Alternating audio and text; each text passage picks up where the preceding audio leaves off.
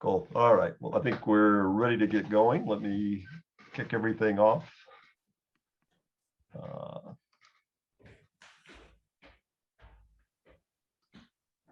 Oops.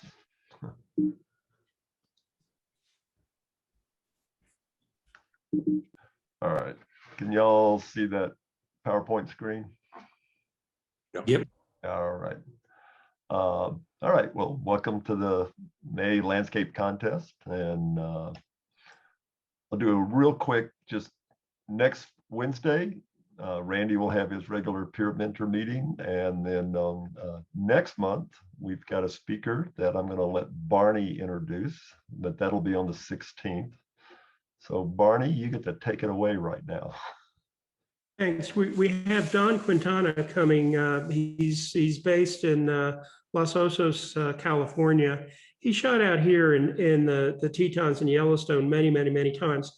And if you've been associated with Nampa, you may have come across his name because he's very active in the youth program, the youth educational programs associated with Nampa.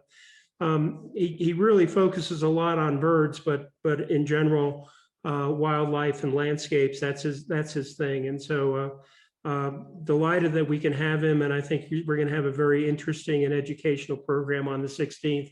So I hope you all can join and tell your friends. It's an open meeting. Cool. So tonight we're having a landscape competition.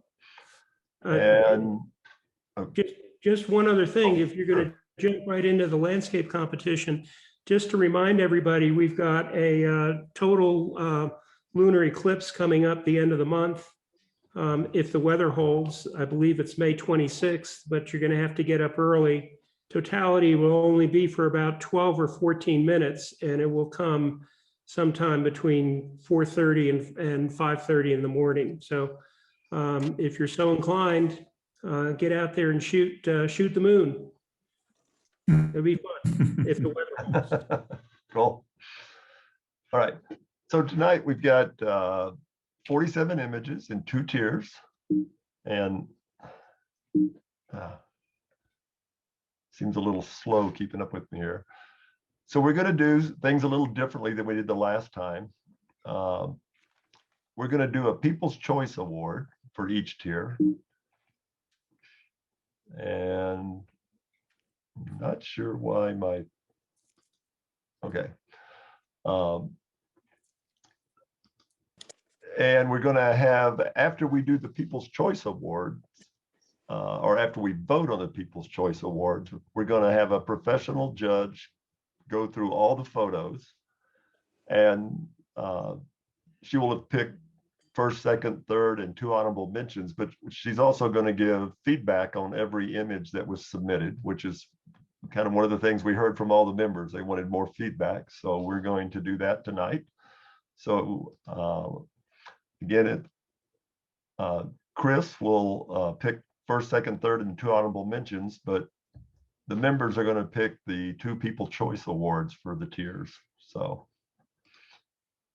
and we're going to do the voting for the People's Choice Awards via smartphones, much like we did last time. There's one little change, but right now, if you have a piece of paper and a pen, or if you want to get your phone, this is the number you're going to text your vote to.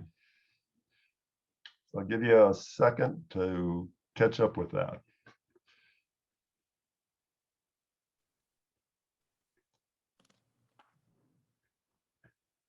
And for if anybody's listening and can't see it, it's 833-669-1979.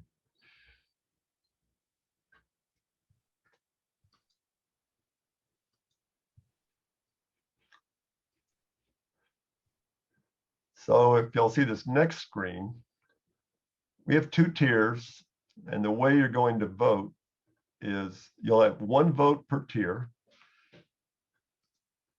And if you're voting for tier 1, you're going to type in a 1 and TPC, and then the number of the photo you're voting for. So you're going to get 1 vote for tier 1. If you're voting in tier 2, and I just see we have a typo, I didn't fix this. You'll type in the number 2 TPC and then the number of the photo. So if you look on this picture of this phone over here, you have that number as your message, your phone number you're texting to. And in this case, this would be a vote on tier 1, and it would be for photo 1. If you can see my cursor. I don't know if y'all can see my cursor. Yep, we can. Okay. It's not case sensitive, so all you have to do is, again, for tier 1, type in 1 TPC and the number of the photo. For tier 2, type in 2 TPC and the number of the photo. And David, at what point are you going to open the voting? I think we'll open the voting once we start going through the images. But I'd wait till we get through all the tier 1 images first before you vote for tier 1. And then when we get through tier 2, you can do your votes for tier 2. So again, per Michael's question, we're going to go through each one of the images twice. We'll go through fairly quick with no voting. Then we'll run through a little bit slower, and then you get your 1 vote for that tier.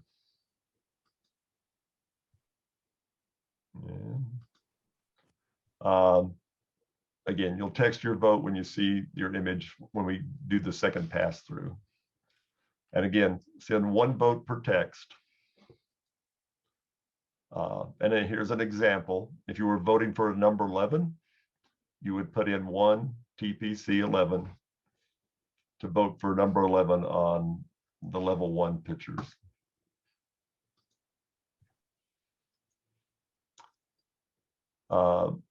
So if you wondered who we're texting to, we have a automated vote counting system that Michael set up for us. Again, to make this really clear, you're not just texting the number. You're going to type in this example, 1 for tier 1, TPC, and 11 if you want to vote for number 11. And you should get a message back verifying that your vote was received. You should, again, if you are asking, do you have to re-enter the phone number? No, you don't. You can just, on the second vote for level 1 or level 2 or tier 2, you can just use that same number again.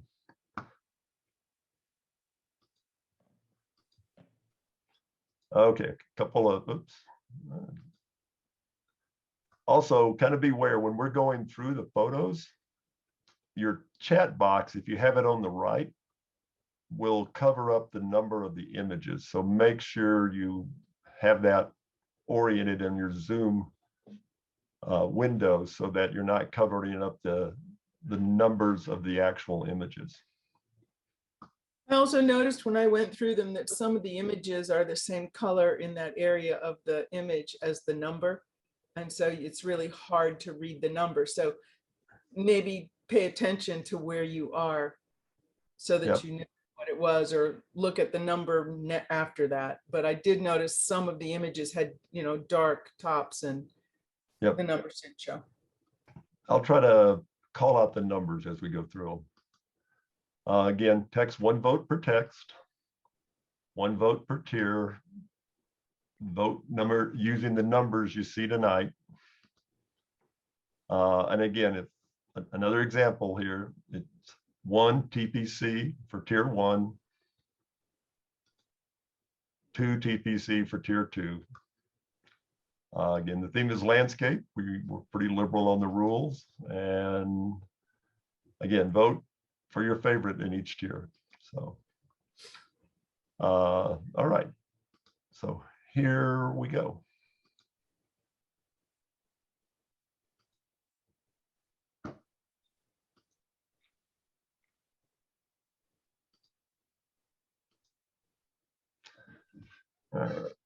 So this is, I'm going to go through these quickly the first time. This is image number 1 and tier 1.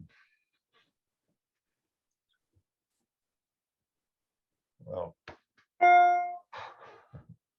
Whoops. that was interesting. Well, we'll sign back in.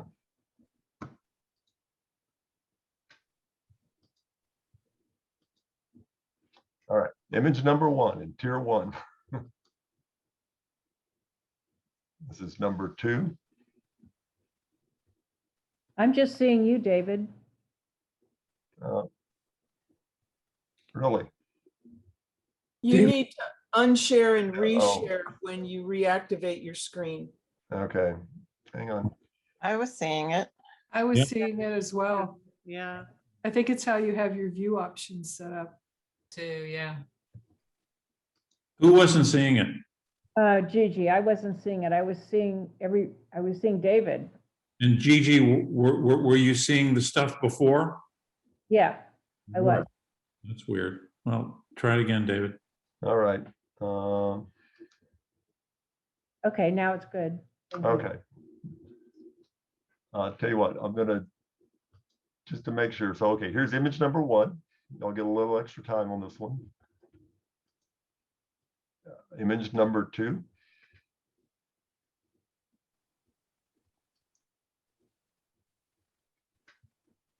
Number 3. David, I forget, is tier 1 the professional, the semi-pros or whatever, or how does that work? No, tier 1 is, I guess, our beginners and intermediates. Tier 2 is the advanced. Wow. Yeah. All right. Here's image number 4.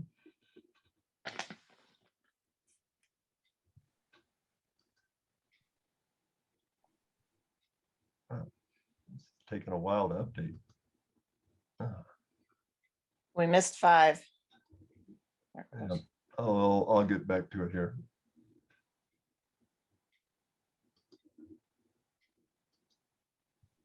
All right, here's number 5.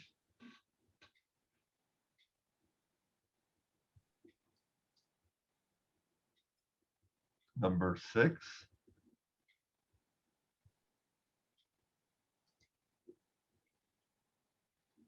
Number 7.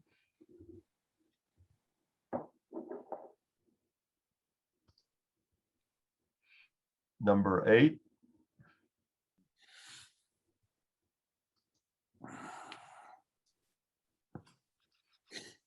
Number 9.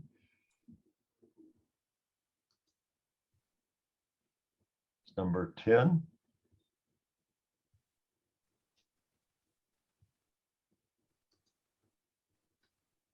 Number 11.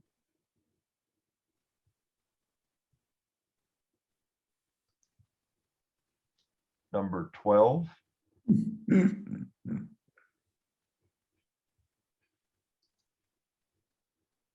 Number 13.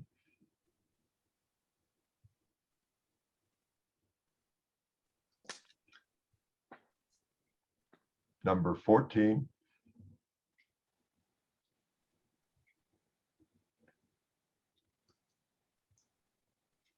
Number 15.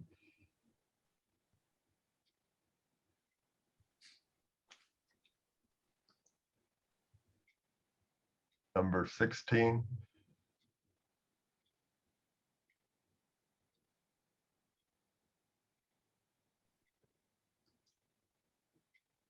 Number 17.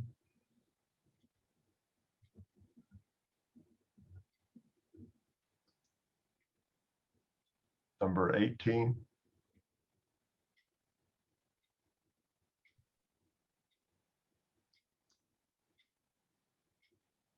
Number 19.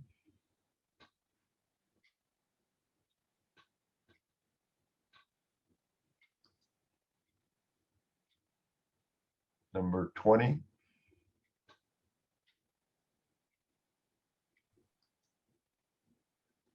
Number 21.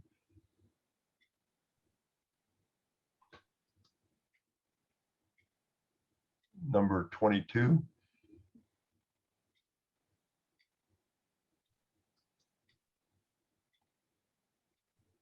Number 23.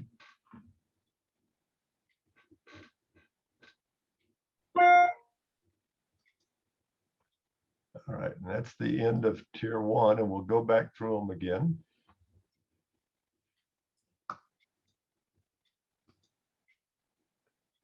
So here's number 1.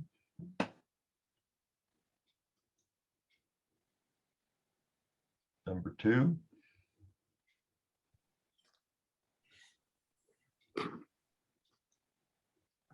Number 3.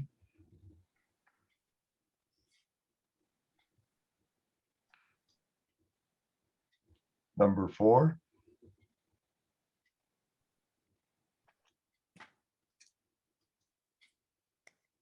Number 5.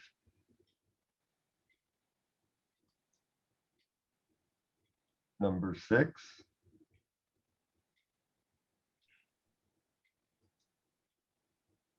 Number 7.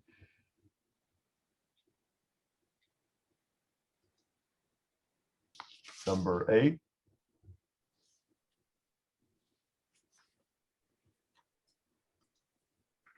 Number 9.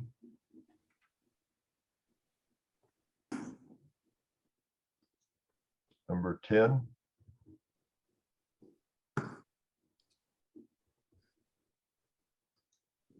Number 11.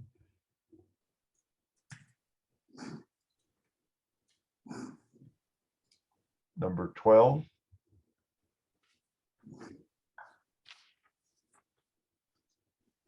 Number 13.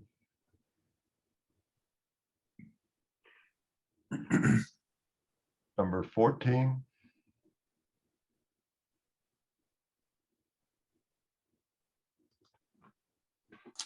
Number 15.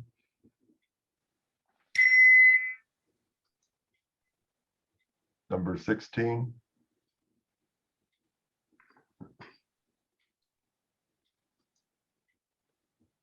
Number 17.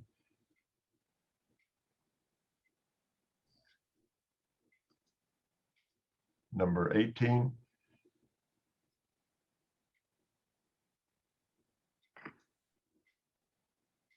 Number 19.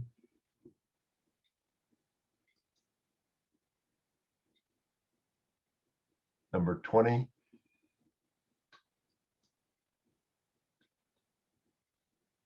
Number 21. Number 22.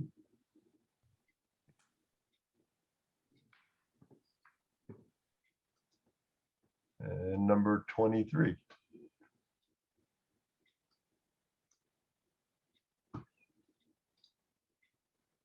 And I'll just pop up if you'll give me a second. So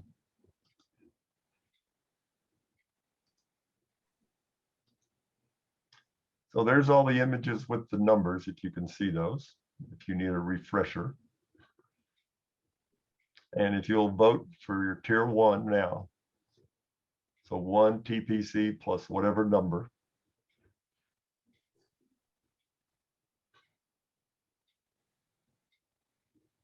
And hopefully you guys are getting your votes in. And Yep, the votes are coming in. all right.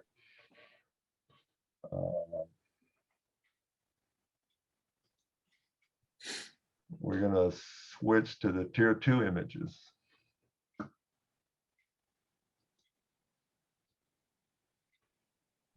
Has everybody had a chance to vote?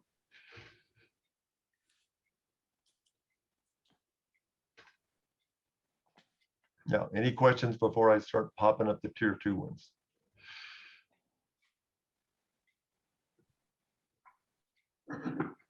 Nope. All right.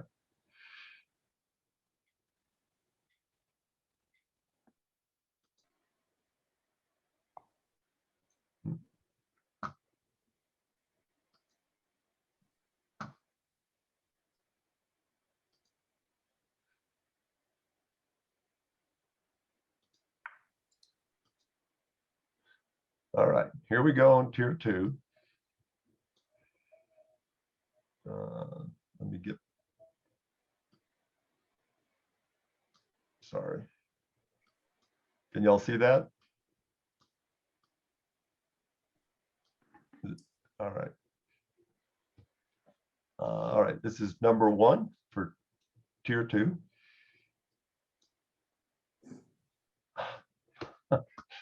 Interesting. Isn't that funny how that's doing that? Yeah. Did it to me the whole time I was judging. If I was dormant for more than a few minutes, I had to log back in. Oh, that's interesting. All right.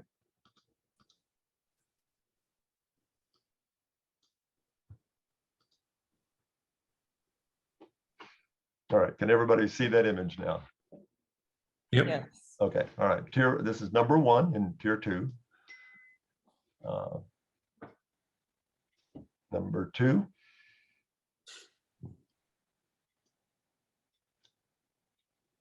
Here's number 3.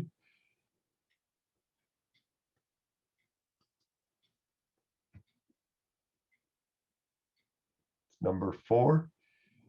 Mm.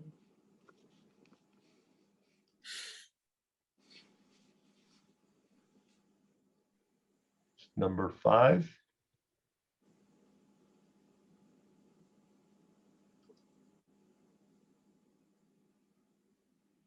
Number 6.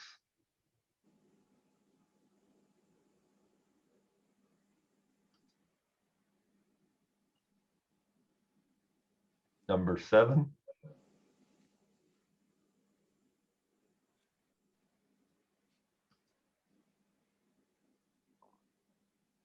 Number 8.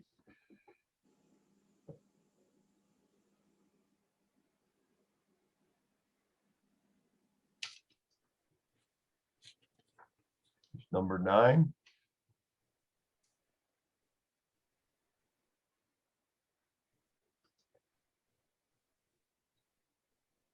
Number 10.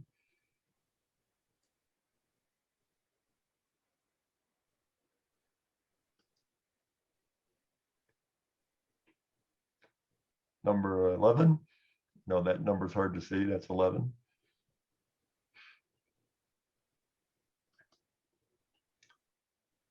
Here's number 12.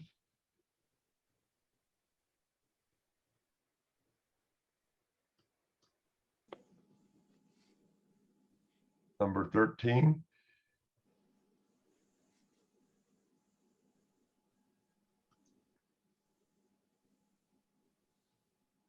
Number 14.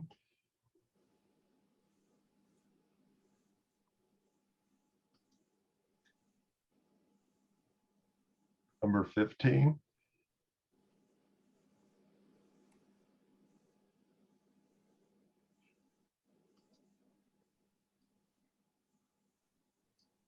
Number 16.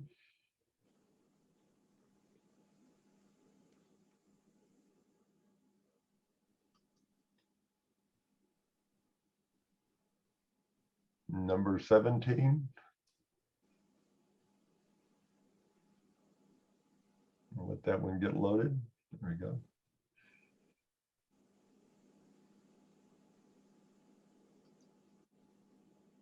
Number 18.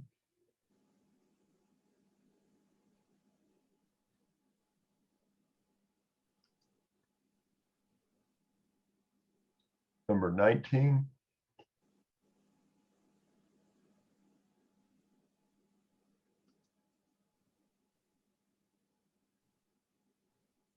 Number 20.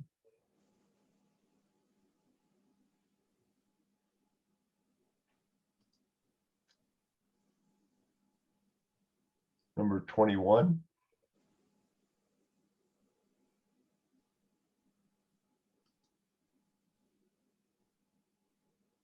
Number 22.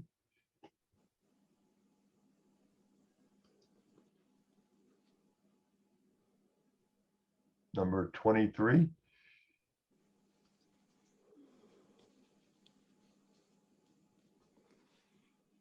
Number 24. There. And we'll step back through them one more time. All right, here we go again. Number 1.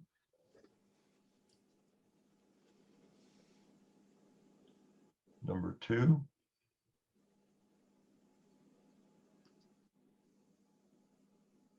Number 3.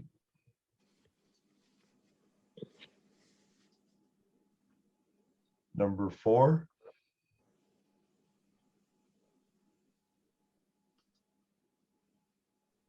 Number 5.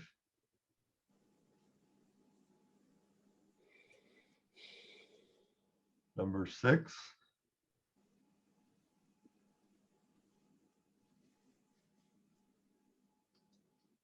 Number 7.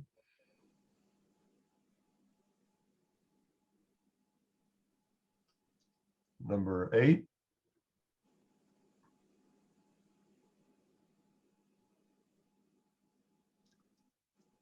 Number 9.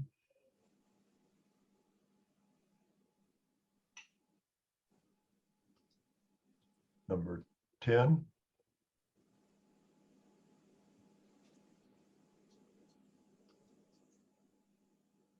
Number 11.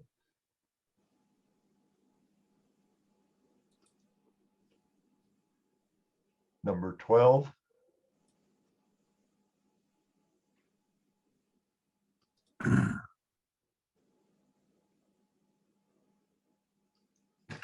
Number 13.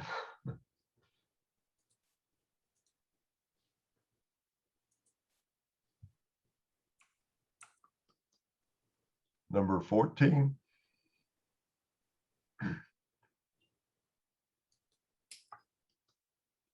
Number 15.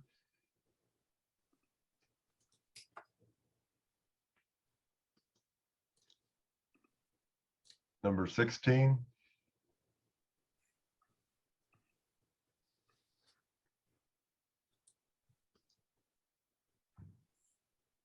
Number 17.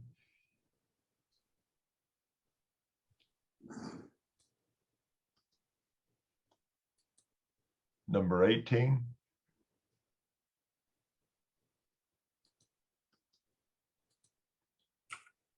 Number 19.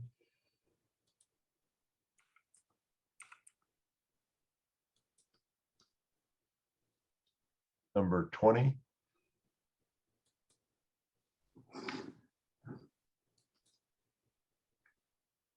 Number 21.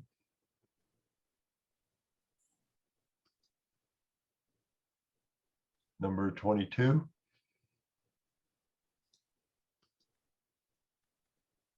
Number 23.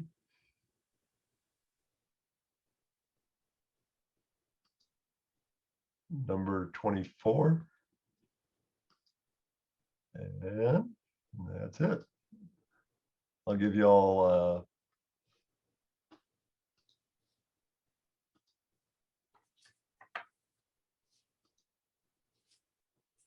here's all of them together if you need the numbers. You should get your votes in now.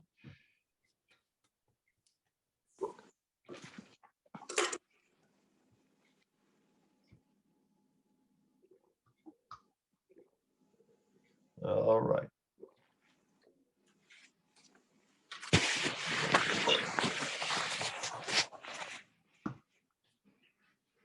What was that? I don't know. All right.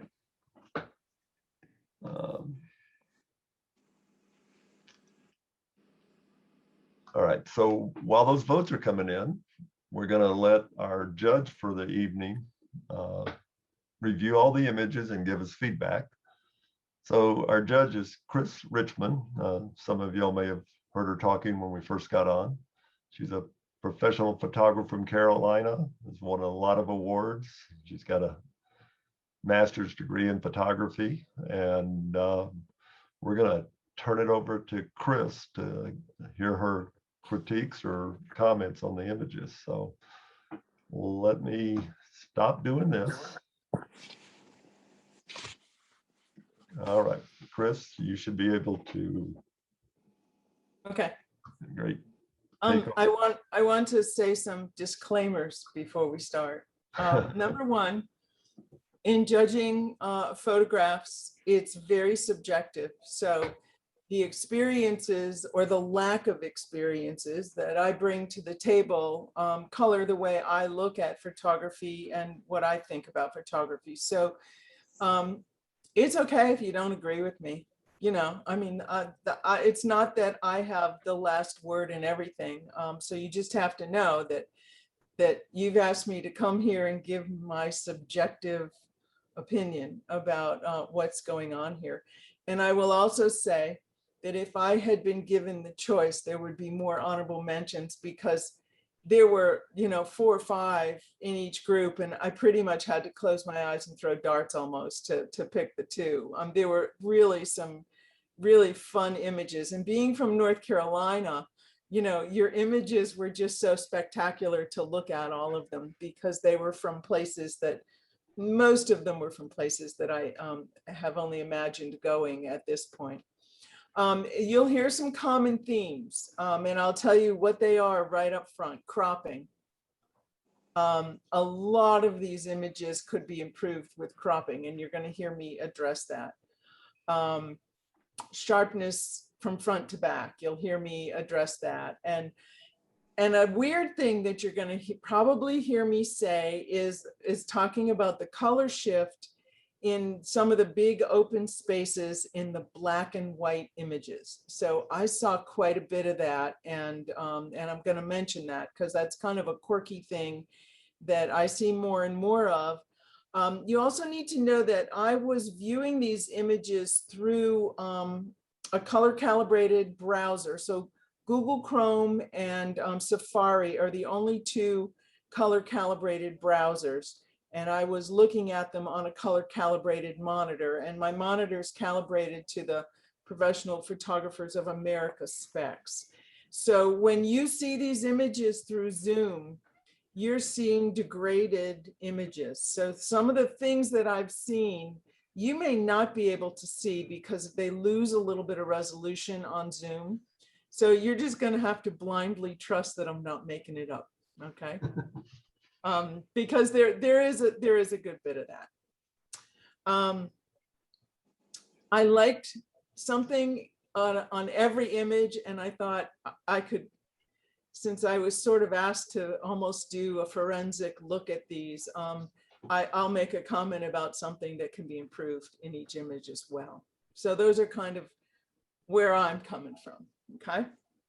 So I'm going to share my screen, and I'm probably going to have to log back in. We're going to start at level 1. I'm going to go full screen. You also should know that your program aligns the corner top left. So nothing is cut off over here on the left of your image, and nothing's cut off on the top or bottom.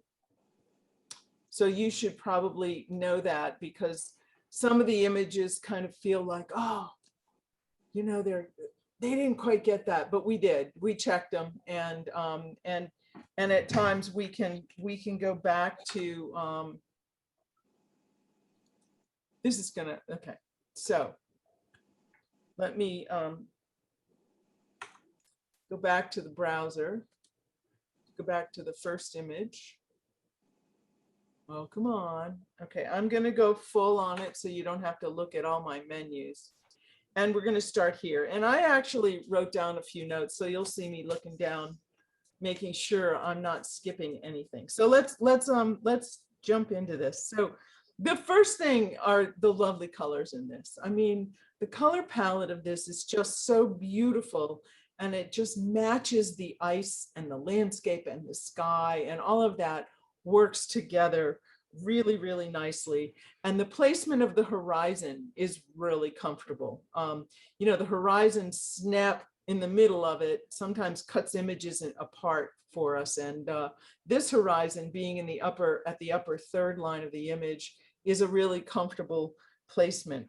So I think that one of the things that could be improved in this image is, if you look, this piece of ice here and even some of this right here is not in focus. And I'm guessing, given the water, that this was a longer exposure, and you might get some of that movement. But the mountains were really, really sharp. And so because this is such a big part of the image. I want to see this in just a little bit better focus.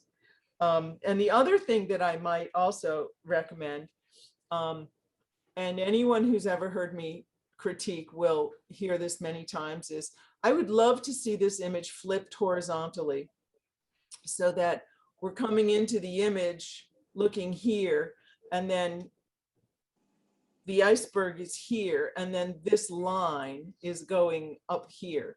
I would just love to see this image flip to see if the compositional impact is a little bit more than it is right now. But I think that there's nice tonal ranges in the blues, and that's one of the strengths of the image. So this image, oh my gosh, look at this color. And we know that this could be fake. This could be saturated, but we also have seen sunsets like this or sunrises where this color is just incredible. And so I'm going to assume that that's the case because I think that the color values in this just really would wake me up if I was looking at sunrise or maybe in this case, sunset. I do think that there's too much negative space here, that either we could lose some of the top, which would bring the horizon up into a more comfortable place, or we could lose some of the bottom. And one thing I want to talk about that I will mention in a couple images is, as photographers, we need to know the story we're telling so we can decide how important the reflection is to your story. So in this story, if I wanted to crop some of the bottom off, would it change my story? And as a maker, as a photographer, I need to think about that because we have an awful lot of negative space here and we have a lot of negative space here. And maybe, you know, this image might be served better if we cropped one place or another. Like, I don't think this bright spot here really helps to tell this story at all. So maybe you would crop some of that off. One of the things I really liked about this was how sharp the branches in the trees are and the grasses. I think that sharpness against the soft sky and the soft water, I just think that that's a great contrast. And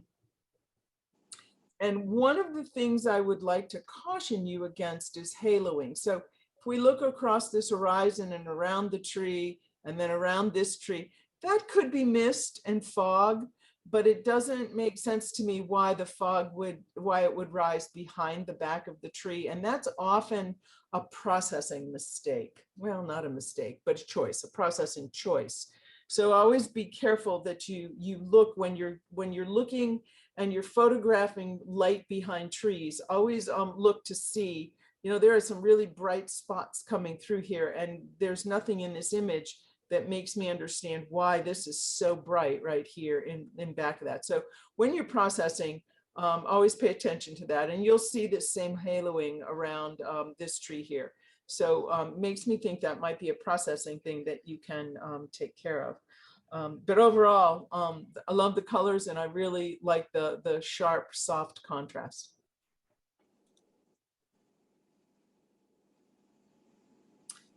So the first thing that I get from this is the serenity of the scene, the peacefulness of being out in the middle of the field. And oh, I know one other thing I need to mention.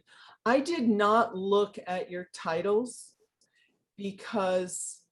didn't study the titles because they had your names attached to them. And although I don't know very many of you, I do have met a couple of you on Zoom, and I know Barney, and I didn't want to be influenced. But normally I would really want to know the title to see what this was about. I'm guessing that this image is about this house being out in the middle of this field. Now, one of the things that I think could be processed a little differently is that this whole image has a little bit of a yellow to green cast to it, and it doesn't look normal. Even the cloud, it looks a bit yellow. The other thing is when I have a cloud like this and it's so sharp and so close to what feels like a horizon, which is probably the real horizon is probably down here behind the hill, it always makes me wonder if sky replacement was used for an image like this, even if it wasn't. That's what made me think of it. But I do like the composition of this big cloud and the house here. There's a nice balance and play between them. The cloud seems to be a little bit brighter than the light on the house, stronger sunlight day. And that may just be processing as well. So I would look to balance that just a little bit more and maybe sharpen up the details on the house just a bit, because that's what you want as our focal center. And I think the composition on this works really nicely.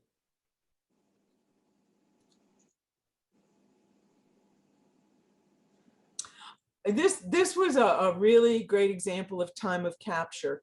So the maker of this image timed this capture really, really nicely to get the birds where they were. Some days you have you have days like that at the coast where the birds are so photogenic and cooperative, and some days you wait forever to get a bird to come into your image. A couple things on this image that I would make a comment about is the loss of detail in this sand. I think we could bring the contrast flatter a little bit just to get some detail there. And I don't know that this whole reflection serves the image. So half of the image has almost no information in it. And I would challenge the maker to just play with the crop and take a look at what happens if some of this information is gone. We still will have the horizon near a third line, and we'll have all sorts of interesting stuff going on here. And I don't know that this is not in focus, and it doesn't tell us anything else about the scene. So this might be a nice panoramic image to work on. And processing wise, see these little birds that are flying away? They almost begin to look like sensor spots. I just take those out so they don't draw my eye. Because the birds are coming in and the sun is here, and then we head out to this part of the image and there's no real interesting detail here. So we get stuck with these. This is another image. I would also challenge the maker to take a look at the horizontal flip of the image so that we end up following, this would be on the left and we'd follow this in, we'd see the birds, and then we'd settle here. This would be, the sun would be right here, and that would be interest in the image itself. Come on, Buzz. Come on. So yeah, if you all want to mute, that'd be great. So the interesting thing about this image is that every layer of it is different. There's so many layers of this to look at. There's the rocky layer and the pasture layer and the mountain layer and this cloud layer and the detail in that cloud layer. It's pretty interesting to move from bottom to top. And there's so much to look at. I don't really know where to land. I ended up landing here in the cloud. And to me, that was the center of interest for me in the image. One, because the colors were so interesting, and two, because the texture was so interesting, and three, because the cloud formation itself was an interesting thing. So Yeah. Everybody, you may want to mute. We're getting a lot of background noise. So. Another thing in an image like this is trying to get the foreground in really sharp focus, because it is the base and the support for the image. And then maybe even working on the shadows so that there's a little bit of detail in these rocks. I mean, you don't have to brighten this up to be the same color as the snow, but seeing some detail in the rocks would also help support the base of the image. But I love the time of capture of this. I mean, it's not a landscape I've seen. And I think that the time of capture just was wonderful. Whether that's sunrise or sunset, I don't know. But I just thought that the time of capture was really great there. Love these textures. I love textures in nature. So I was I mean, I was sold right here. I mean, I stayed right here because this is the sharpest part of the image, and the textures are so interesting. And as I looked at this, I wondered, you know, could you turn this 90 degrees to the left, and would this be the base and the tree coming up? I mean, this could be seen so many different ways. I thought it was really interesting. I did feel like the greens were a little bit oversaturated. And again, that comes from my experience of living on the East Coast, not in a place where I see a lot of this in the summer or in the spring. And these leaves look like they've been there for a while. So we don't have spring green. It's not everywhere like that. So I'm expecting this to not be quite as limey for myself. But I just thought the textures in here were really interesting.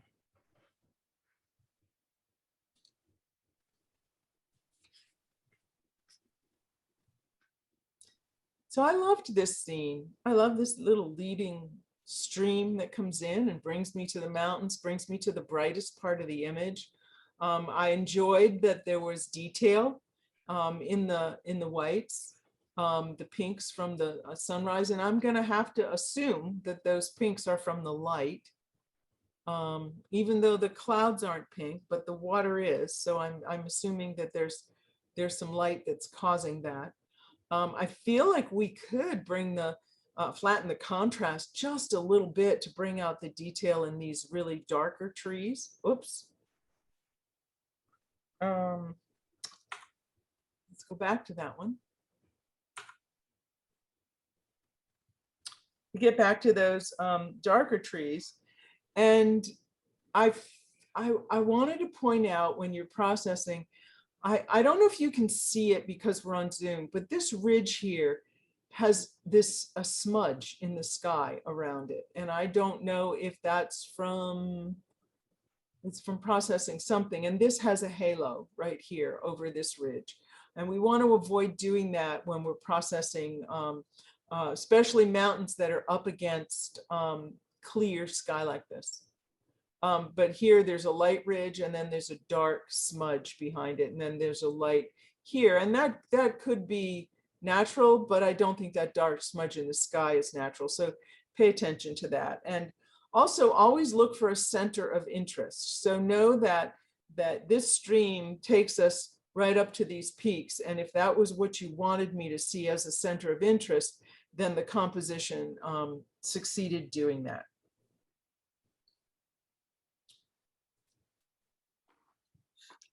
This is another beautiful scene. I mean, gosh, these are all just so pretty and so interesting. And what I'm really enjoying is the depth that I'm seeing in these images. So you've done a nice job capturing the foreground as support for the image. And the middle ground in here, there are really kind of two middle grounds. Certainly the different trees on the edge of the evergreen. And then, you know, we can see patches of them. And then there's kind of a far middle ground here. And then, you know, the back of the image. Again, I don't know if this is sunrise or sunset.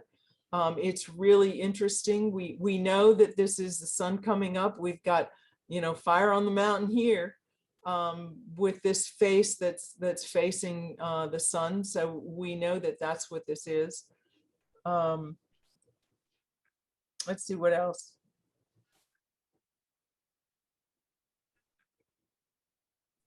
Oh, you can't see it very well here, but it was pretty strong when I looked at. Can you see this flare here? It's either a flare and there's another circle, very, very fine edged circle, sharp edged circle there. Be careful of those. I don't know, this could be water on your lens. It could be dust, it could be a flare from the sun here, not likely this. So always look in your skies, especially if your skies are pretty uniform. Make sure you don't have sensor dust. There's a piece of sensor dust right there. Always check that on these kinds of skies because they'll show up. But yeah, I especially love these rocks. Oh, I think the capture of the lichen on them and the textures of them were great. But I do love the depth of the scene. I think that was well done. So again, another beautiful scene where I see right here the edge of the pond, and then I'm going all the way out to the mountains. Everything is tack sharp from front to back. So I'm really enjoying that. What I do really appreciate about this image is that the ice was here to provide some kind of grounding for the image. If the ice hadn't been here, then I might be recommending you crop right about here, because then this would have been all totally negative space. But on this image, I think there's a choice. You know, there's a choice because you've got some texture here that sort of balances the tree here. So I think in the end, the composition on this has a really nice balance.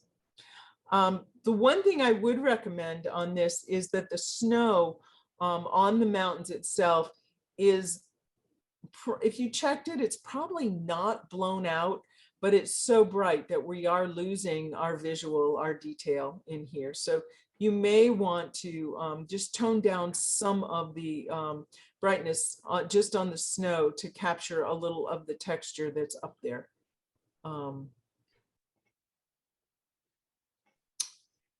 And let's see. Yeah, that's all I have to say about that one. But yeah, nice pond, or I guess it could be a stream. Nice water. So this image is all about motion and texture and pattern and color. The color harmony in this image, I just enjoyed so much. And the color harmony helps build the composition. So the leading lines in here show me this, and then I get in this little whirlpool here, and I come down here, and this is cool. So now I'm coming back into the shade, but right here in this sort of PowerPoint, this rule of thirds, you know, intersection down here, I have this cool blue water, and so it gives me a place to land in the image. But it isn't long before I'm looking again, and I'm looking at the textures and the light and the color and the motion, you know, and the whirlpool here. And then one of the other things I really appreciated is that the shutter speed on this allowed me to get some sense of motion for the water, but then it also told me that these were pretty stationary. This water was circling probably pretty slowly, because it was captured as if it was not a slow capture. So it even gave me a sense of the speed of the motion in the image. So I really enjoyed almost everything about this. I had, because I'm here to critique, I had to find something to nitpick on it. And the one recommendation I would make is that these parts right here at the bottom of the falls are a little bit heading to the blown out side, and I would just try to recover a little bit of detail and tone that down just a tiny bit. But and when you tone that down, then you've got play and balance from here to here. So that's what I would recommend for this image. But yeah, I really love that one. This image has such a wonderful sense of place.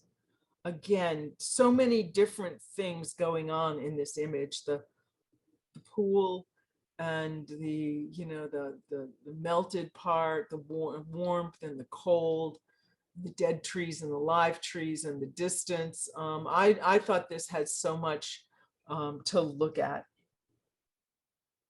I think that the whites in this are a little bit on the muddy side, and so you could work a little bit on the whites. And I don't know if that's because maybe this is the end of the season and that's the color of the snow at this point in the year, or whether this is the beginning of the season and that's fresh snow, and the capture made it a little muddy. So I can't tell that because I wasn't there.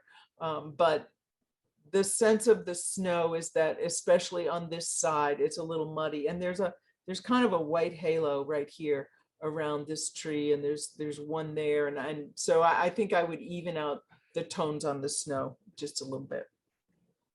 And I thought it was a pretty color palette. It kind of all blended together nicely with the warm and the cool in here.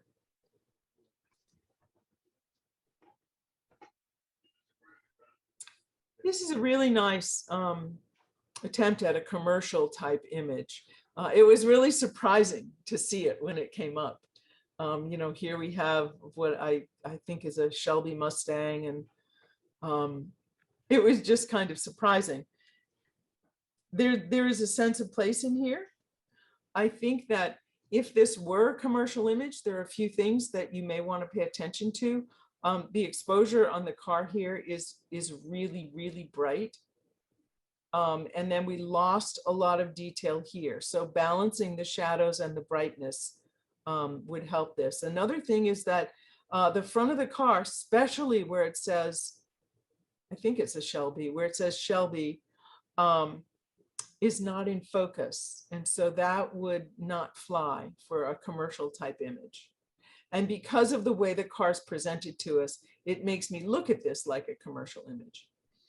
The other thing is that the fence line intersects the top of the car in a way that maybe if you were just lowered your angle of view a tiny bit, it would come here and it wouldn't kind of be cutting off the top of the car. So placement of things, just like you wouldn't want this to cut off the top of someone's head. I found the mountains to be the sharpest part of the image, but you know, we could have used a little sharpness from about midpoint forward. But yeah, it's a great attempt. I would have taken out this building right here because I actually followed the fence and that's where I landed.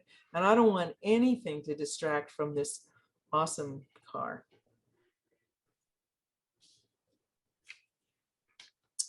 Next one. Next one. Here we go. The first impact that this had was kind of the serenity and quiet of the image itself. It just is very peaceful, and I liked that. Technically, the dark areas are just a little bit too blocked up, a little bit too black with no detail. I think bringing the shadows, some detail out of the shadows would give this a much stronger sense of place.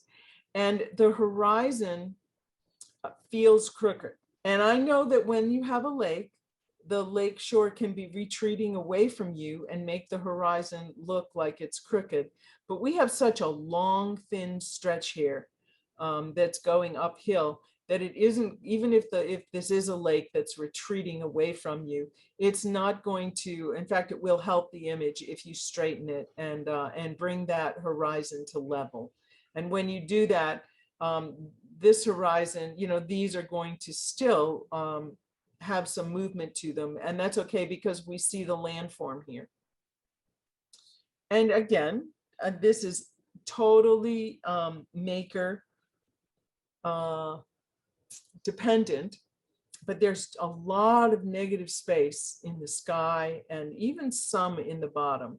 Now, I can understand if the maker wants to put this horizon in the dead center and have both of these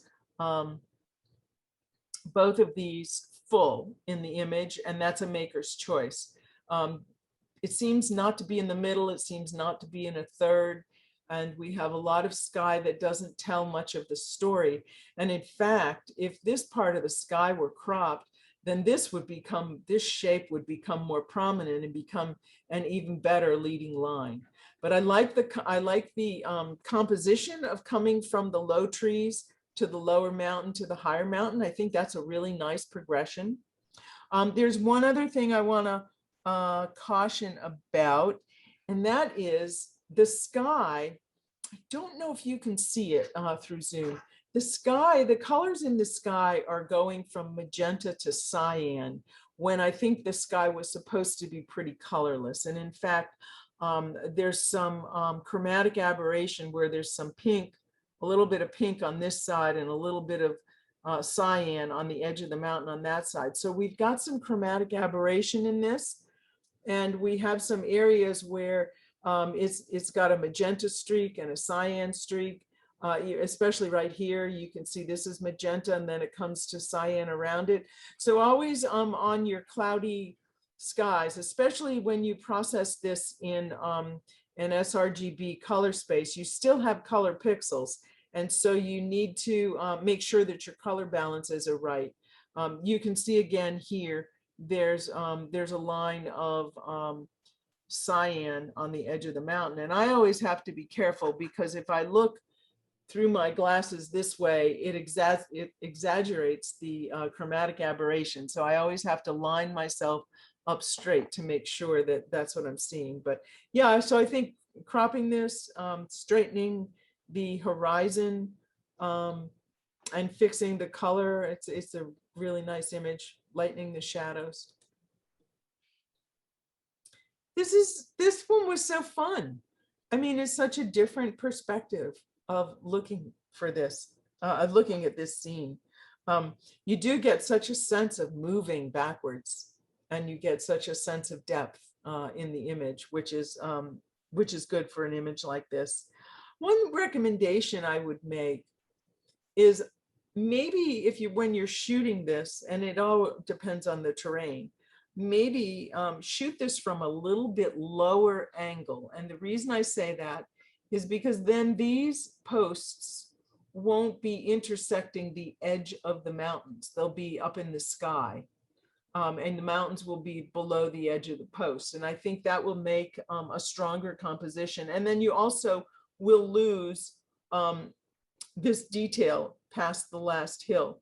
I don't know if that's another truck coming or a billboard or a barn. I don't know what's back there, but because there's detail there, I got kind of caught up in trying to figure out what's there.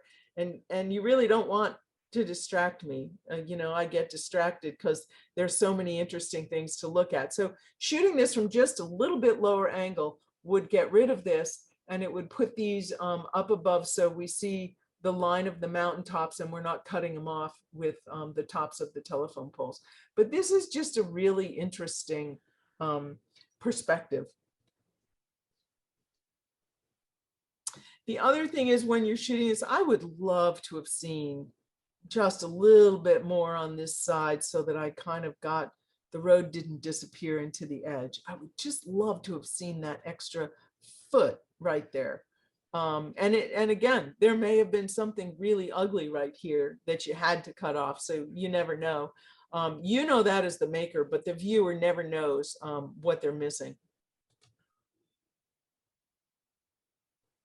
Let's see, 15. This image has really a lot of impact when it comes around initially. It's just such a quintessential red barn in the snow with evergreen trees. I mean, it just has that comfortable feel. And a couple of things about this that were done really nicely is that there's detail in the snow. And I realize that's grass sticking up, but the exposure could have been such that we lost that. And I think that that really does ground the image. The inclusion of this hill I thought was great because it's just a nice support framing for the bottom of the image. It just really anchors it in its scene. And it gives me an idea of, you know, the rollingness of the terrain, that this really is a hill going up. There is a hill. It looks like there may be some undulation in the ground here, and there's a little hill. Just gives me a sense of place. And the other thing that you may not see well because we're on Zoom is there's a field here or something, a lake, a pond, a field, something that's being covered with snow. And I see a tree line in the back here through the snow. And that also anchors the whole image to where it is. I also hesitate to tell you that there are some sensor spots here that you really should take care of so that they don't ruin your image. And I think that this is an image that it stands well. And let's see. Oh, and I wanted the maker to consider what happens if you even crop the left tree and a tiny bit of the sky. What I don't know what it would do, but it was something I thought of, because I'm not sure that these trees add, they might just add leading lines to it because all of the trees come down. But all in all, I think it's just a really nice capture of this day and that red barn.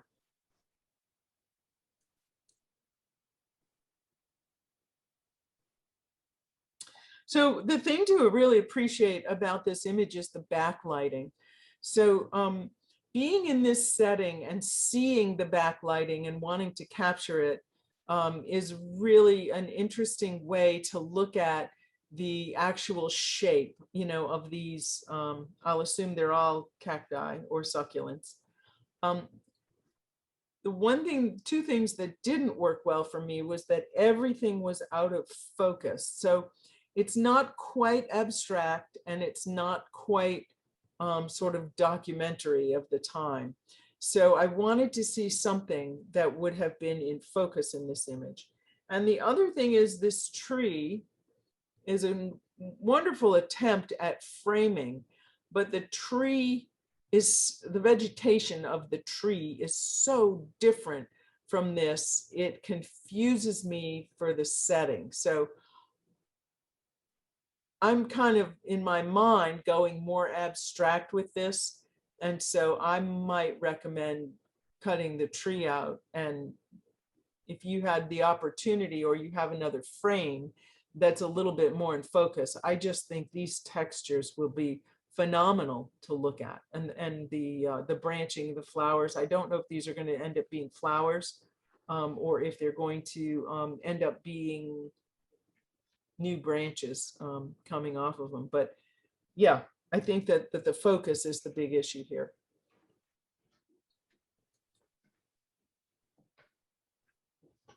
So this image was really captivating to me. It flowed. It had so many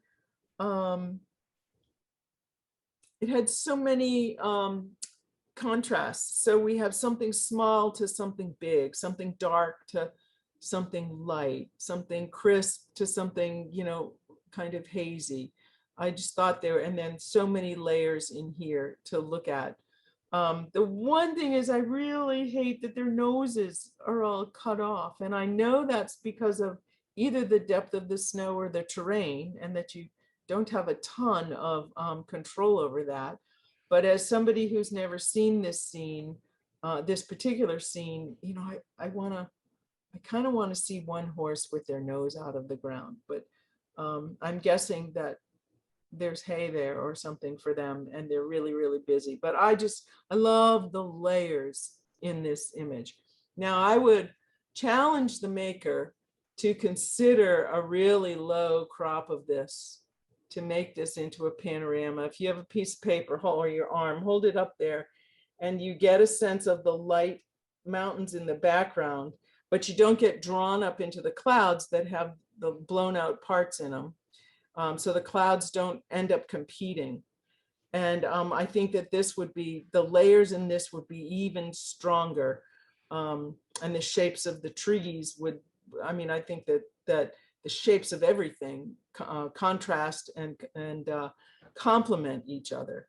So, and the other thing I would mention to the maker on an image like this is, see this bottom right corner where there's whatever this dark spot is. Just get rid of that. You don't need to crop it. You could clone something or heal it or do something, because when you go to the end of the line on the horses, I go, oh, and I, kind of traps your eye there.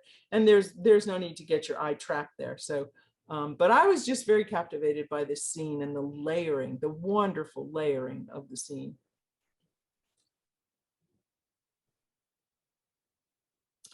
This is another image that has a really strong sense of solitude. The comment that I would make is that one or the other of these would be really strong subjects for this image.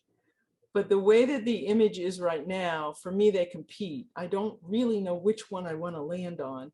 And I like this big one because it draws my eye, but this little one has a really interesting background. And where am I going to go? And I kind of lose the rest of the image because I don't know where to land.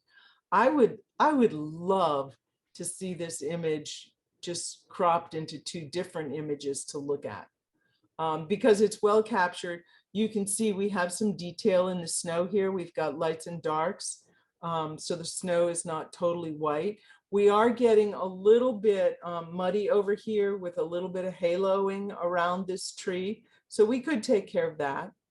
But I do love the sense of solitude. And I think it's a good black and white conversion, but I'd like to see one or the other.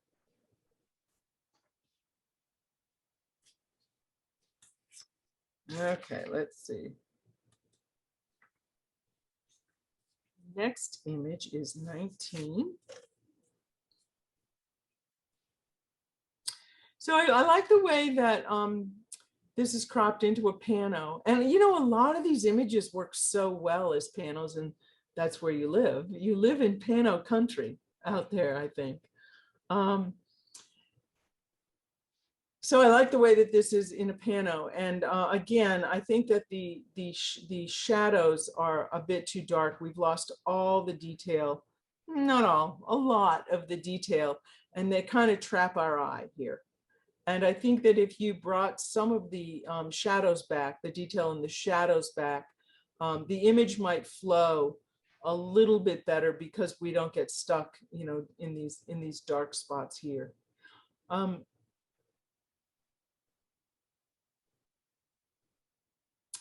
The sky itself in this is really, really noisy, especially up in here.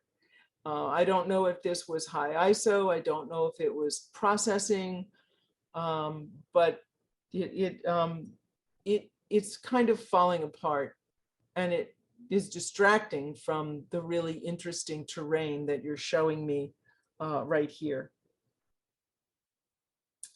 But I love the sense of scale of this, and I really love the choice of making it a pano.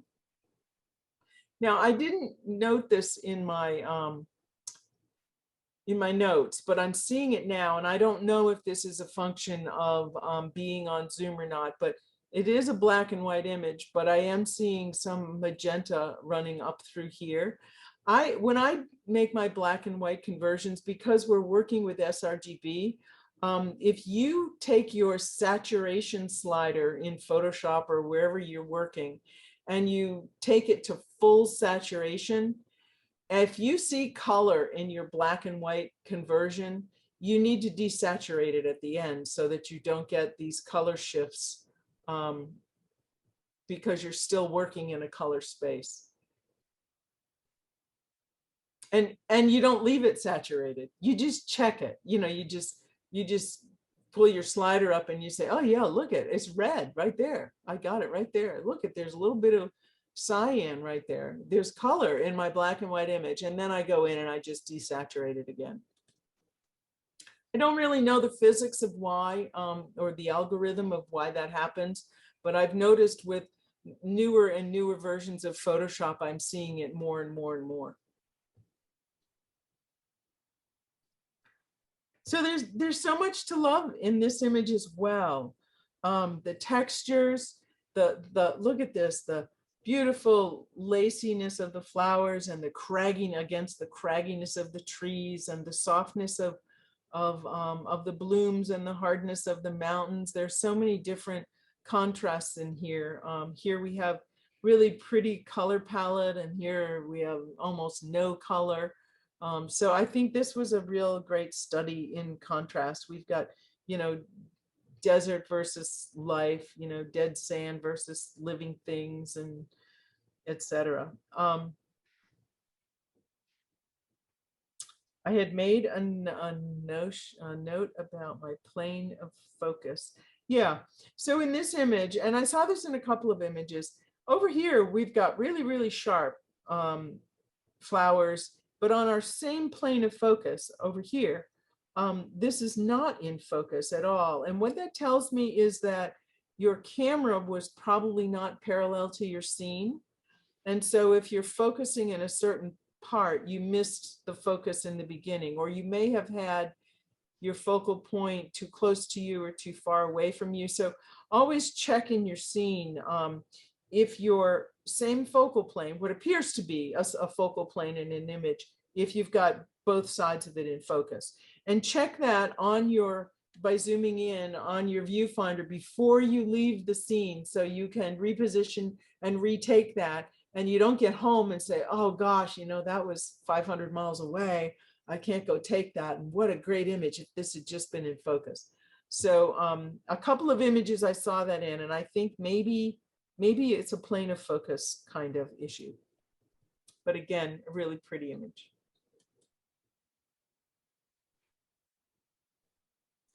This image has just a wonderful sense of place. Even though it's cropped vertically, I still get a sense of where this is and why this is. And the light, the way this is photographed, the light on the bottom of the cloud, you know, you're telling me it's late enough in the day that we have light down here, and yet we're capturing the top of this storm. The color harmony with the warm and the cool works so well. The texture in this cloud works really well. This is another image that I might ask the maker to consider flipping it so that we come into the image and then everything past this subject leads us out.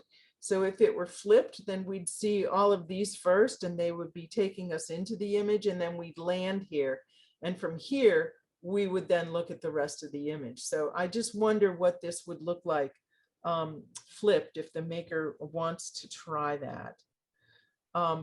I think that this cloud, you don't see it so much here, but right here in the cloud where my cursor is, there's some magenta in that cloud, and we don't have any sense of a red sunset anyplace else. So again, this is another place where you may want to just take a look at your color shifts.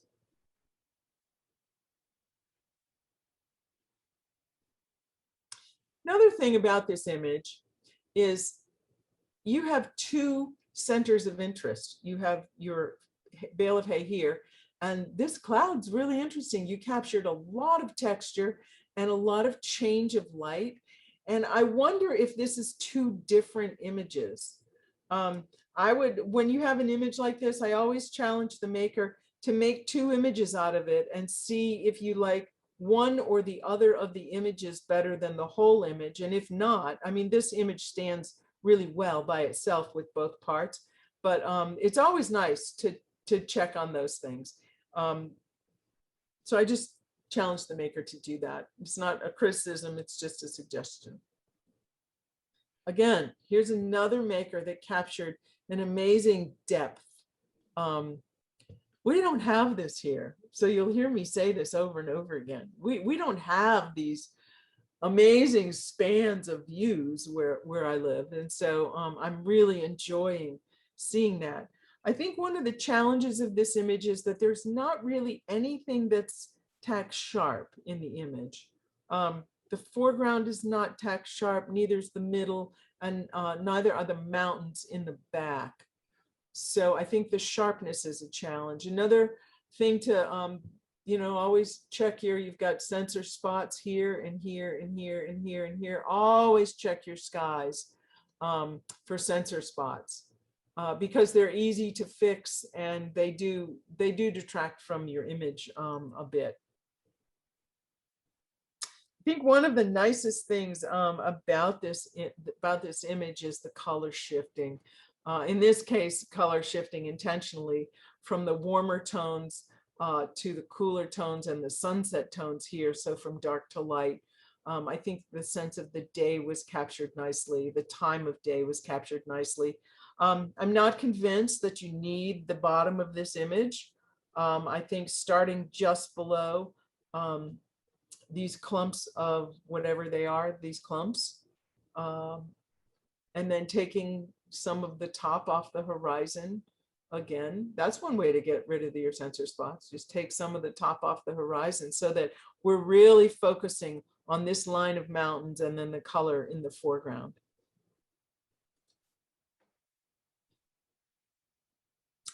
And this is another image that gives me a sense of depth. I'm thinking that the maker on this image had an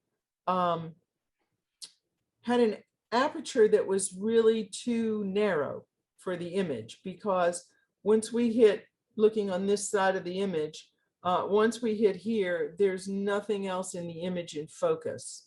And on this side, I wonder again if this was not parallel to the scene, because the front is not in focus, but the middle of the image is, where when we go across, this is out of focus. So always check that and be looking, because when we look at an image like this, that doesn't make sense that this clump right here and this clump right here, which are roughly the same focal plane, one's in, one's out.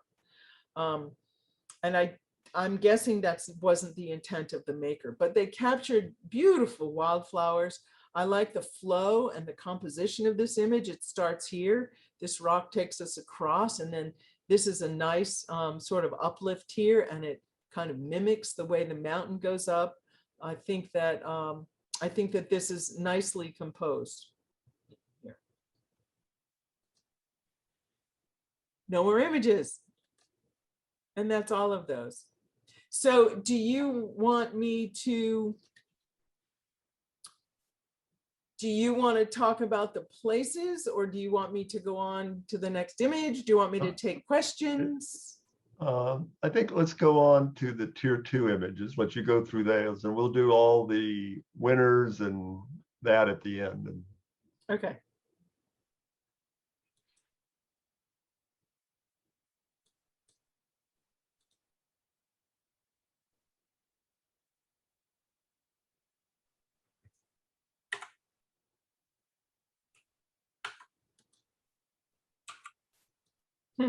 Oh, Well, you may have to wait. sign out of that one, and I have to, yep, I have to go and find it.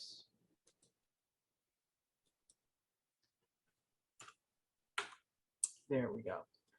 Okay, let's see.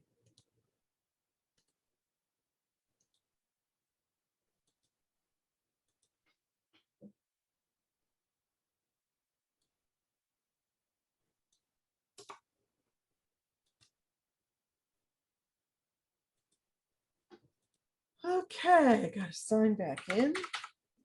Level 2.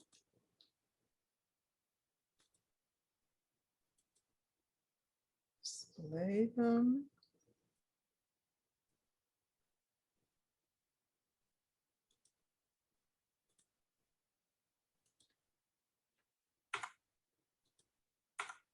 Oops. There we go. Okay, now we're back to full screen. Okay, let me grab my second set of papers.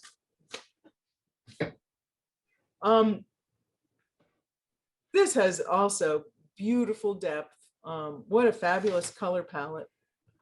All these warm tones that work so nicely together, and yet none of them blend together so closely that that they sort of obscure what you're looking at.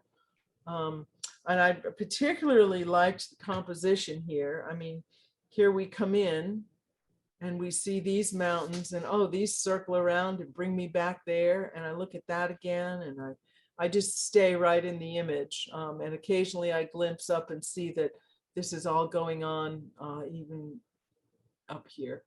So I think that the given the atmospheric conditions, the sharpness from front to back is a plus in this image. The only thing I would ask the maker to consider is maybe removing these, blending in these clouds. That's about, and that's not even a real negative. So I'm thinking this image has just a lot to love about it. Lots of interesting vegetation versus rock, changes in texture. Composition, the light that's captured, the colors. There was a lot to like about this image. This is a really lovely scene. I think that the initial impact is seeing this, and then for me the impact faded a little bit because I'm a tree lover, and I just love the shape of this tree, and it was like, oh, which one do I look at? I'm not sure. And then I looked at this tree.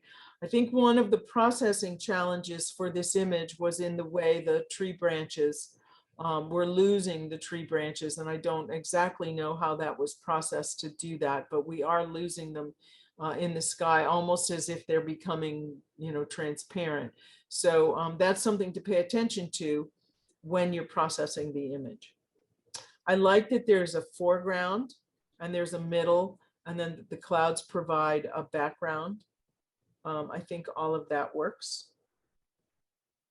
And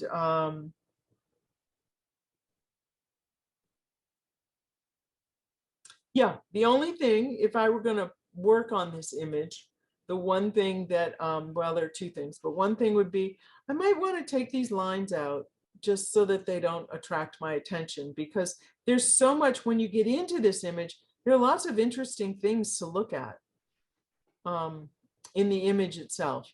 And so I don't want to be taken out there. And then I also have some color shifts, some magenta and cyan and magenta in the clouds here. And again, I don't know if, I didn't make a note of that, so I don't know if tonight that's because we're on Zoom. I'd have to go back and look at this just on my browser, but it's something to always look at to make sure the colors in your clouds are right. This is just a beautiful scene. I mean, what a fall scene this is. And that rainbow, what a great capture. Something I noticed, and only the maker can confirm or deny this, is that it looks like you had water droplets on your lens. There are lots of round things that caught my attention. I don't think there's specular highlights from the sun because it's behind me or to my left. So, but just be careful of keeping your lens dry if it is raining. The sky in this one is breaking apart a little bit. It's almost as if the ISO was a little bit too high or pushed too far.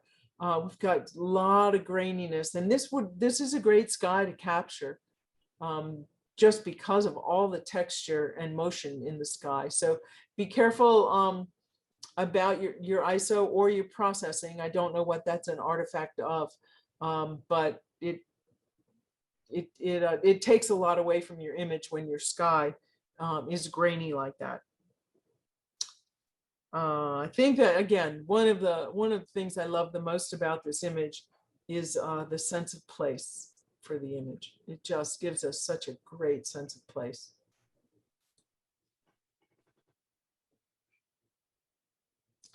I always give kudos for trying to do these long exposure night captures. It's always interesting to me. I think that, as you can see in this image, one of the biggest challenges is noise and finding good software to process the noise out. Barney can probably say more about taking this kind of image than I can, but I do know that the noise in the sky really does distract me a little bit. And it's not just the noise in the sky, because there appears to be noise in the whole image. And of course, that's going to happen on some of these night exposures, but good noise processing software might help that. But I like the composition of this. This kind of draws our eye, and the mountain and the rock formation here, kind of mimic the formation of the shape of the Milky Way. The lighting is confusing but interesting. There's strong shadows behind this cactus here, and strong light here, and yet there are no shadows on other things. And so that was a little confusing to me as well. But I'm not a night photographer, so I have very little experience what this looks like at night when I capture it. But overall, it has a nice composition, and it has an interesting color palette that all works together well.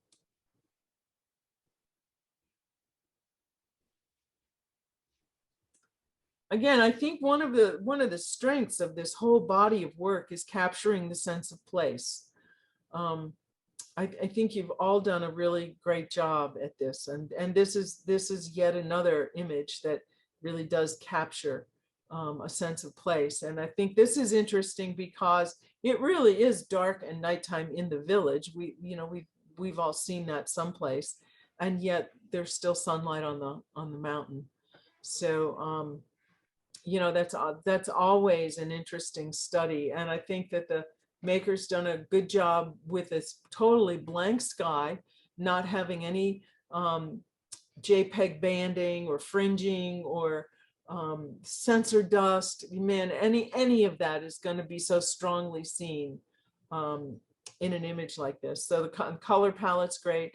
I do get a little bit of a sense of over sharpening, and that may be from the actual exposure that was needed to capture this.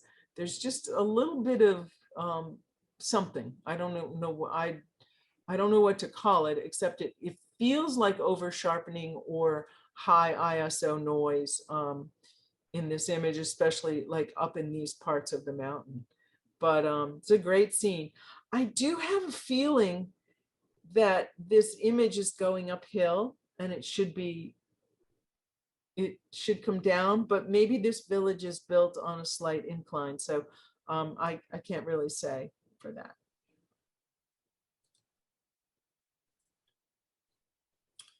Boy, I love the setting here. I'd like to be there and go to the lighthouse and look at the lights coming on the hills across from me. This also has a nice sense of place. It's a nice location. I think it's a good capture of the transition from day to night. We still have some sunset in the sky behind here, even though the clouds are, kind of blocking that. And then we do get a sense that night is coming. Be careful of your sensor dust or sensor spots here. There was another one over here, but you can't see it on Zoom. I'm also wondering about the crop. So I don't know that any of this right here adds information that's useful to the image. So even cropping up just a little bit would take that away. And I don't know if this was processing or something was taken out of the sky, but if you look around the top of the lighthouse, it's kind of like a dark smudge in the sky. So you see a very bright white line on either side that sometimes comes from processing and sometimes comes from sharpening. And then there's this dark smudge that goes up to the arrow or the weather vane and then down through the side. So I just pay attention to the changes in the light in the sky there. And it seems to me I had another comment.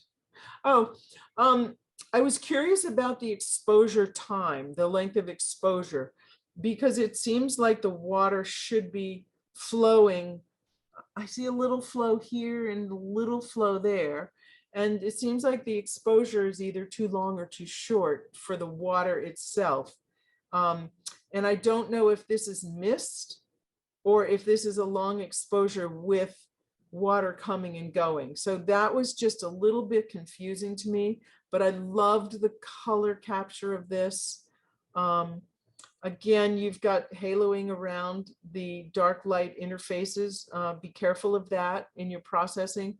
So if you push your processing too far, you often can get this boundary of white line where you have light and dark boundaries in your images. So always be careful and on the lookout for that.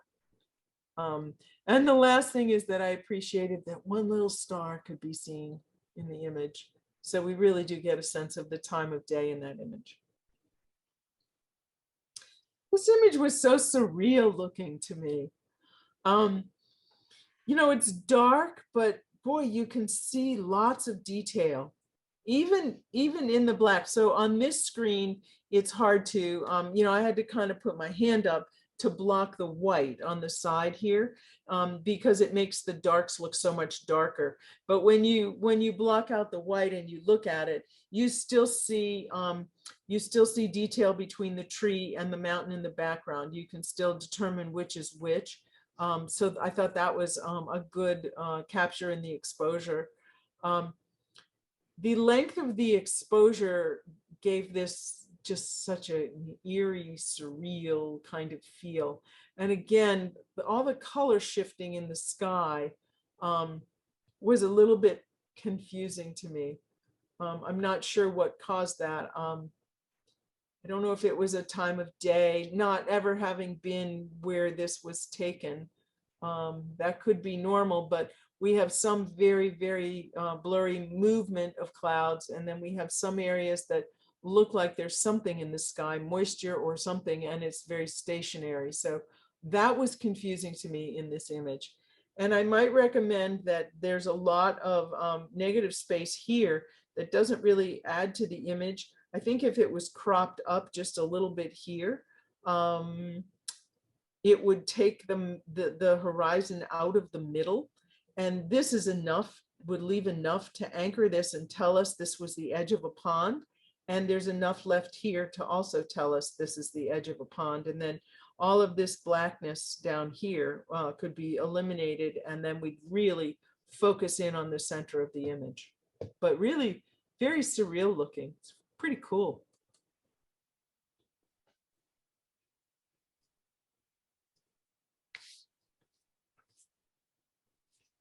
Are we doing okay on time? Oh, yeah. Okay. So I felt like this was a pretty nice black and white conversion. Even though these are very dark, I still see detail in all the blacks, and the whites, the brightest whites here are not blown out. So I felt like we had a lot of tonal range in this image, to the point that the snow, even though the snow is gray, it could be a tad brighter, but we have a lot of texture in the snow. I thought the sign was hysterical because I don't know, maybe it's marking a trail or something. The footprints seem to go to the sign, so it must be an important part of the image. So my eye, because the sign is black, it trapped my eye right here, and I had to force myself to keep looking at the image. I would recommend to the maker that you consider a crop somewhere out here, maybe even in front of this dark tree, so that this isn't right on the edge of the image if you cropped on this side, because there's still enough here to make this go down to this and take you into the image from that side. And then these two wouldn't compete, but it would also put this more to a third, so it's not dead center in the image, and that's where you end up. I liked the diagonal of these trees as we come in, and there's lots of detail here.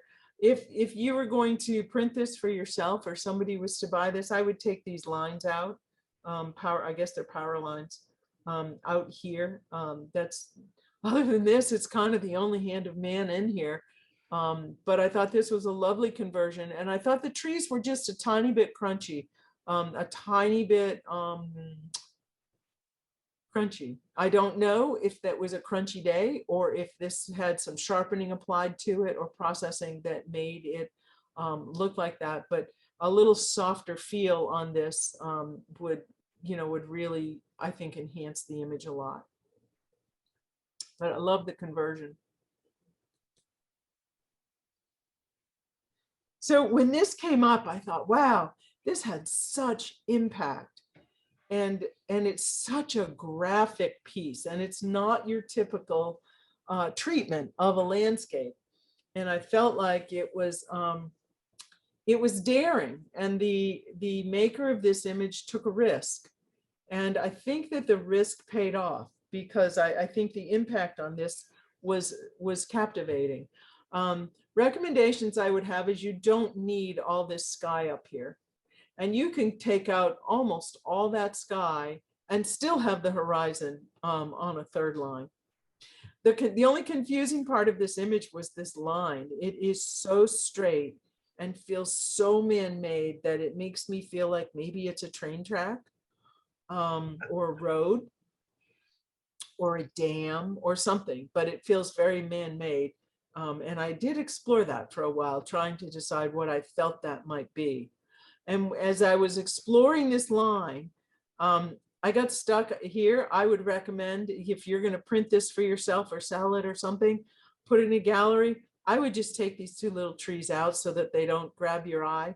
I mean, these are all uniform. These I don't know if it's gravel under the snow or something, whatever these banks are right here.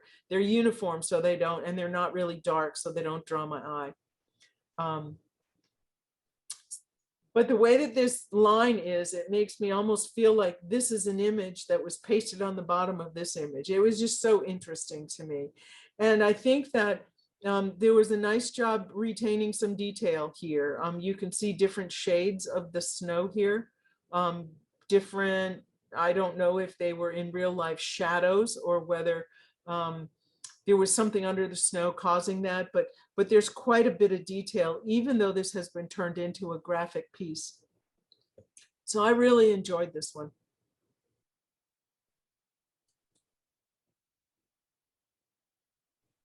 And this came up right after it, and it felt like a very similar, if not the same place.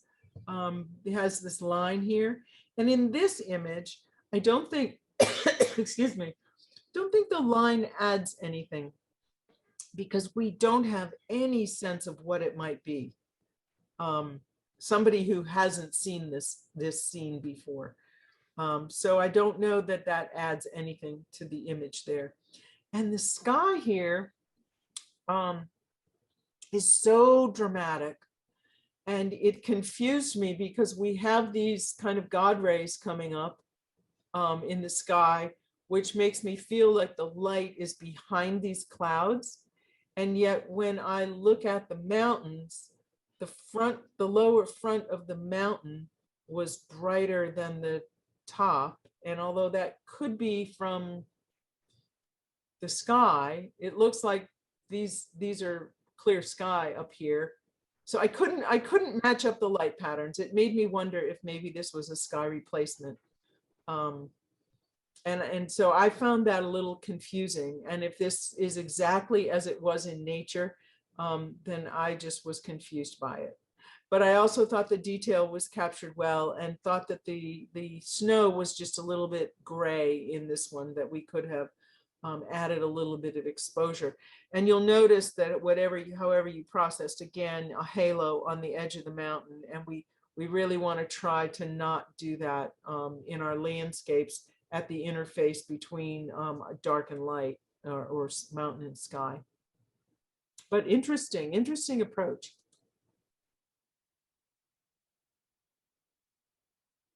So this image had a lot of impact when it came up. Again, it's also bordering on the surreal.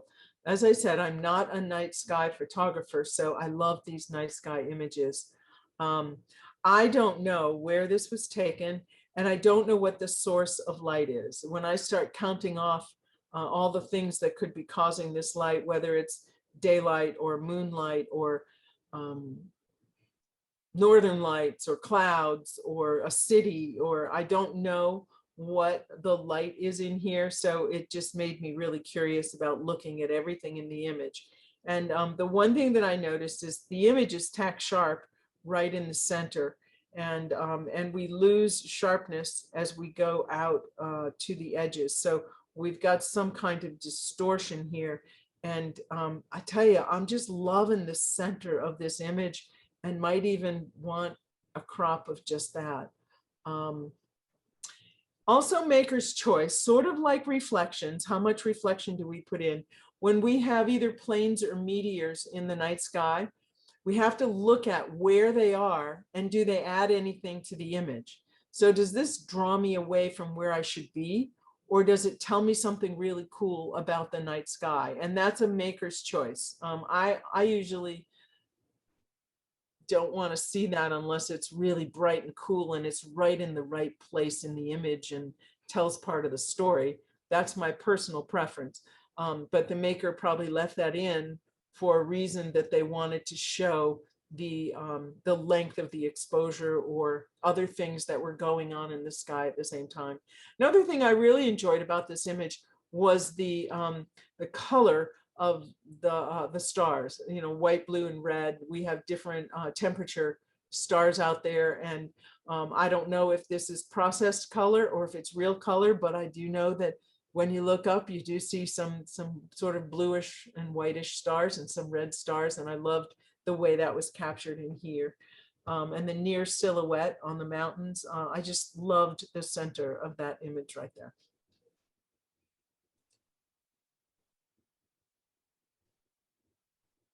So I think this has initial impact with that tree against the snow and it being solitary. It actually took me a while. You're probably going to say shame on you, Chris, but it took me a while to actually see the buffalo. And I think it has to do with the composition, that I really took this as a leading line, and this leading line, and I came into the tree and I noticed the time of day here, and then there were other lines leading me up to here, and I saw the grasses sticking out, or the whatever these are. And it took me a long time to really see the buffalo. So if that was a major part of this image, I will just tell the maker it took me a while to get there. Once I got there, I appreciated the appearance of the wind blowing snow off the top of that ridge. I don't see it anyplace else, but I thought that was interesting. This is another instance where I would talk about the processing, because a couple things are going on. Everything about the tree is being haloed, and that might be from sharpening. It might be from other processing that you did on this. And if I look closely, I'm starting to see chromatic aberration, where it's cyan on this side of the branch and magenta on that side of the branch. And I'm seeing that all the way through the tree. And I do see a little bit on the buffalo where it has a halo, and it seems to be bluish up here and magenta-ish down there. So we want to always be careful about those things. But I really appreciated the flow of the slope and the flow of the composition. I'd love to see this tree a little bit further on this side. I think you could take just a little bit off, and I would keep the whole shadow, but I would crop just outside the shadow here, just to move this a little bit more to the right and give us a more, for me, a more comfortable composition. But nice capture, nice texture in the snow, nice light glinting off the snow. And then we get a sense of being very far away across this field, because our very foreground in this case gives me a sense of a scale.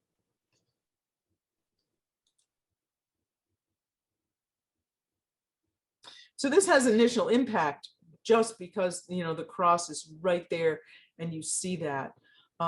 Beyond that, I was a little confused.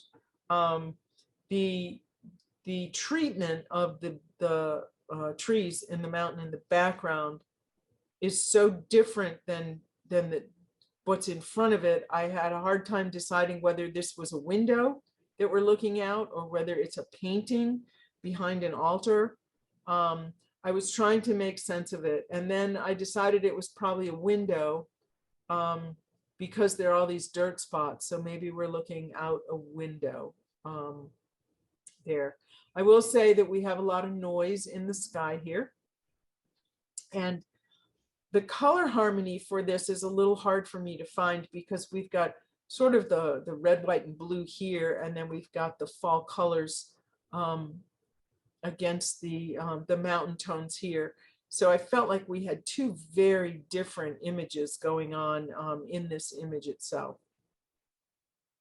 But I do like the treatment of this back here, and would like to have seen the whole image of that, because this just competes too much. And also, this is being chopped off on this side, not so much on that side, and it gives a feeling of not quite being symmetrical when it's trying to be.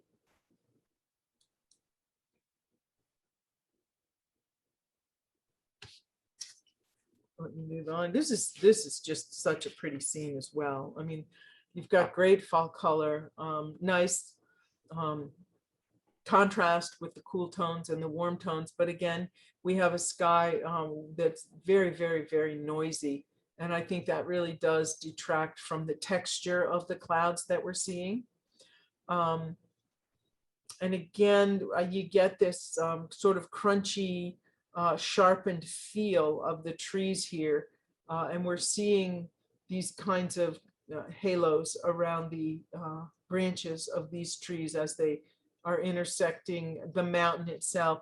And one other curious thing is I don't know what this this kind of caught my eye here, because I loved looking at this tree in the foreground, and then it took me to this space right here, and it looks like it's faded. It almost looks like this is a picture, and part of it has faded out. So I don't really understand why this color shift happens there.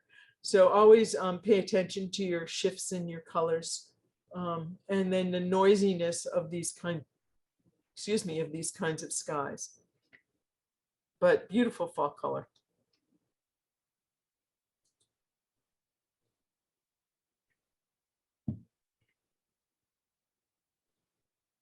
I found this to be an interesting place with the rocks and the marsh and the grasses.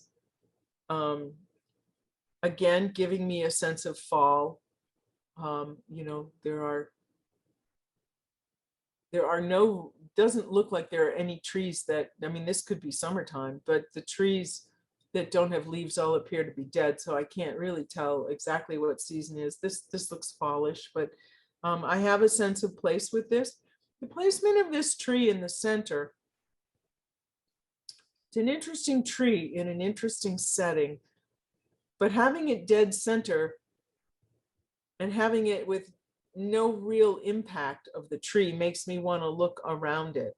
And what I see as the major area of interest is following this line out to the background. And then I get here and I'm thinking, wow, that's from Clear Cut, or what's going on up there? And I see this road, maybe that's a logging road and they, you know, cleared all this, or maybe that died for a forest fire years ago, whatever it is. And I got really stuck trying to understand the story up in this corner. I'm just telling the maker that, you know, as someone that doesn't have access to this view, this isn't a normal view for me. And so I'm really interested in what's going on up there. So this was multiple images for me. It was image of the rocks and the terrain and the marsh. It was an image about looking back through the landscape to see the differences in the trees versus the marsh. And then I got here and this was another image for me. So there's a lot going on here. There's a lot of depth. There's a lot of texture. And I think that I found this distracting as opposed to being an element for a place to land. But it's an interesting scene. So this had such a beautiful alpine feel to it on a beautiful day. I really appreciated the leading lines in this, the stream coming in, the mountain coming down, the background being all sort of on the same plane, a little bit of a hill here kind of keeping us in the image. The one thing about this image that I wasn't so appreciative of were these rocks here. Now, if you look at this, this takes up almost a quarter of the image. And so something that large, if it's going to draw my eye, I want it to be like, okay, this is where I want to land. But I really want to land here and then follow it and look at the mountain. So this is the part of the image where I want to be. So I might suggest to the maker that they play with the crop on this. You may not want to crop all of this out, but you may not want to keep all of it in because it becomes a secondary subject that competes with the main subject of your image itself. And so I want this to be the center of interest right here, but it's a beautiful scene. It's a hard time of day to capture this light, and I think it was really well done.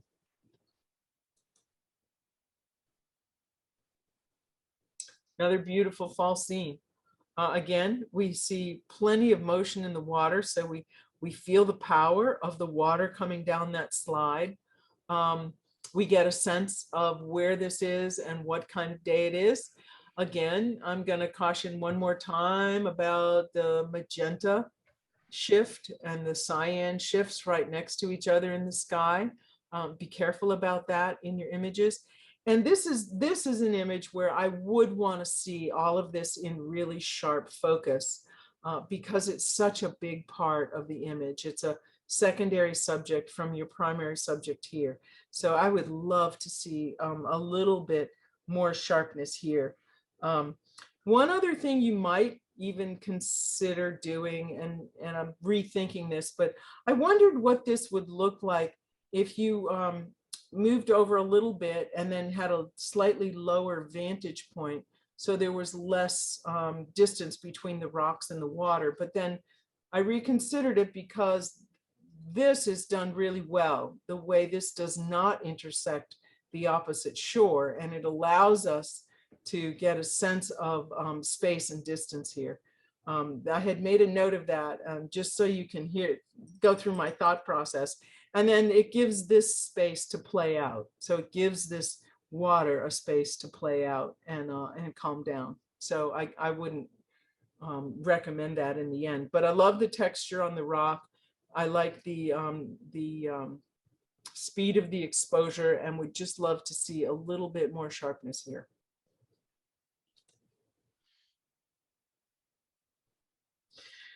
So the impact of this image was, oh my gosh, how stark.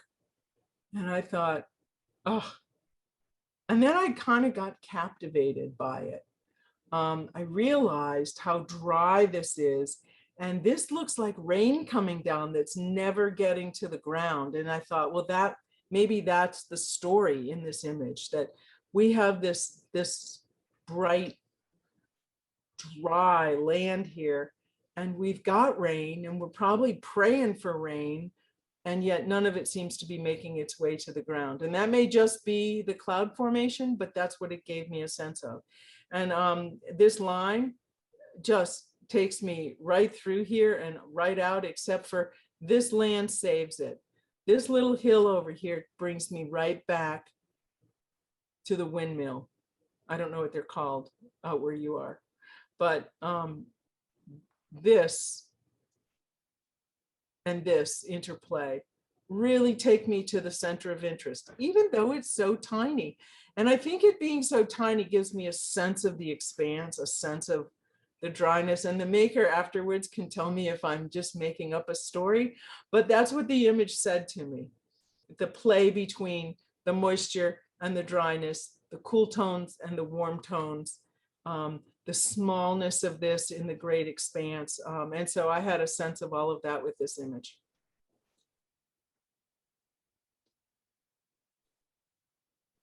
The colors and design of this image are really interesting. You know, loving the colors that are formed on the rocks themselves, on the falls, and then the frost, and then the snow. I would love to have seen a little bit of texture, a little more in the snow here, so that this wasn't such a textureless bright white. But I think the composition of coming down through here, the image is really right here. Again, I would take enough sky off to make this in the upper third of the image, the upper third line, because the sky really doesn't tell us a whole lot. We know that there's steam, fog, mist coming off of here. I presume it's something warm that's causing the steam to come up. And once we get to the clouds, there's no more story up there. So I would keep the story all right here and maybe make a crop. But even the color palette on this is interesting. All the shifts, you know, and we don't know in this case whether this is some sky showing through and this is steam. We do see different colors in this, but because there are different colors here, I can accept that for this image.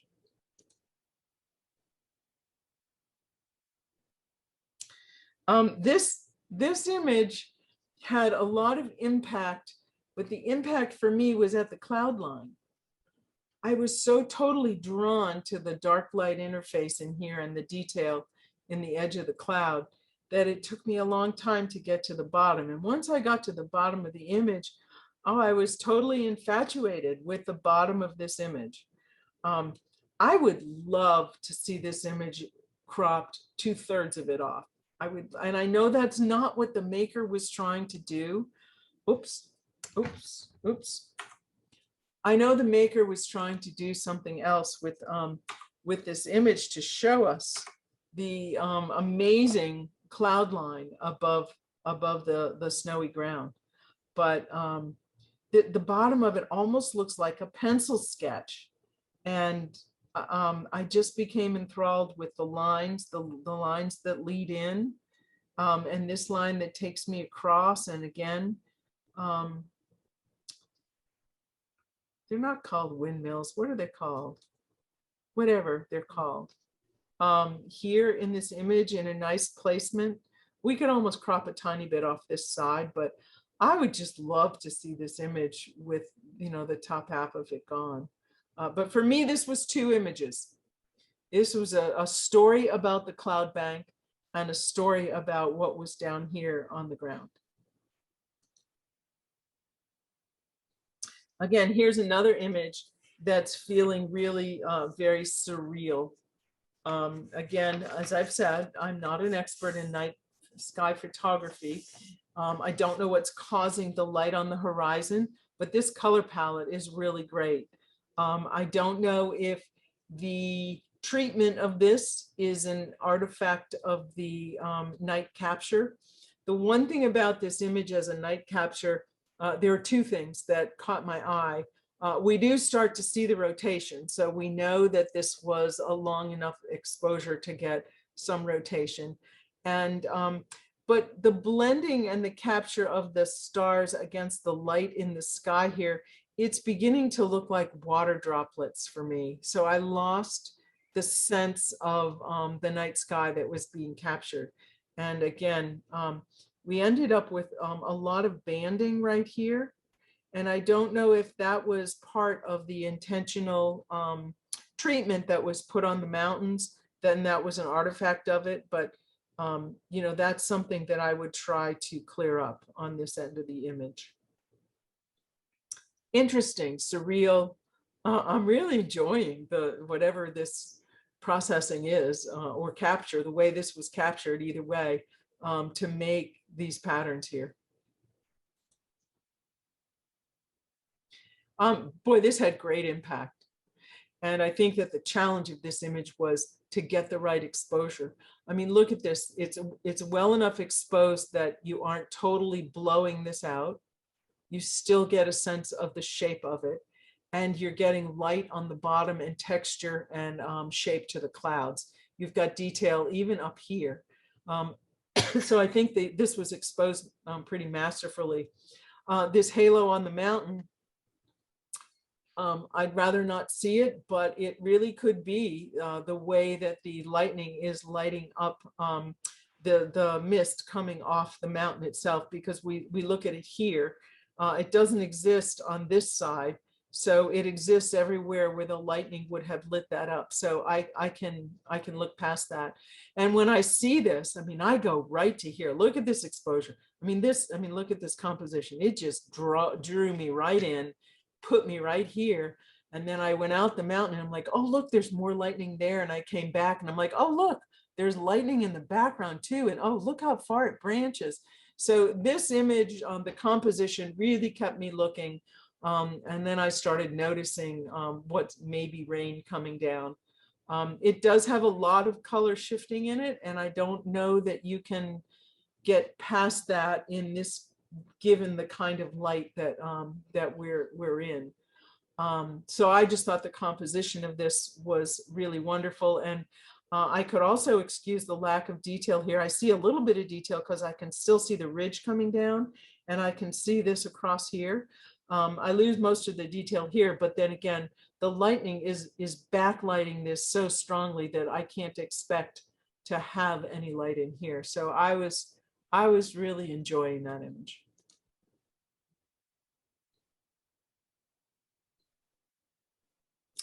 this image had an otherworldly feel, probably because of the length of the exposure.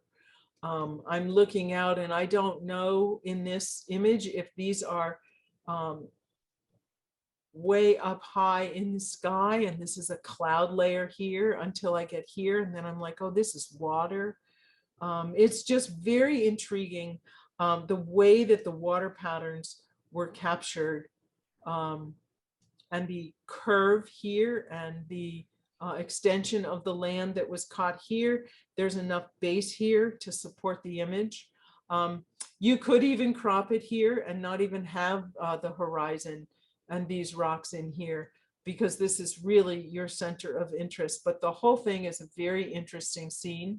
The sky doesn't have detail. I'm assuming, that this is maybe water. Maybe these were waves, but maybe these were clouds, and that's looking down on a valley. So it had this otherworldly feel to it with just enough color to tell me there's life here. But I do think I would recommend bringing the exposure down just a little bit so that we're not feeling blown out on this end. And we might pick up a tad more detail in here and on this side of the rock. On this side of the ground, but really intriguing scene. And I think that the choice of lens and the choice of length of exposure was nice on this image.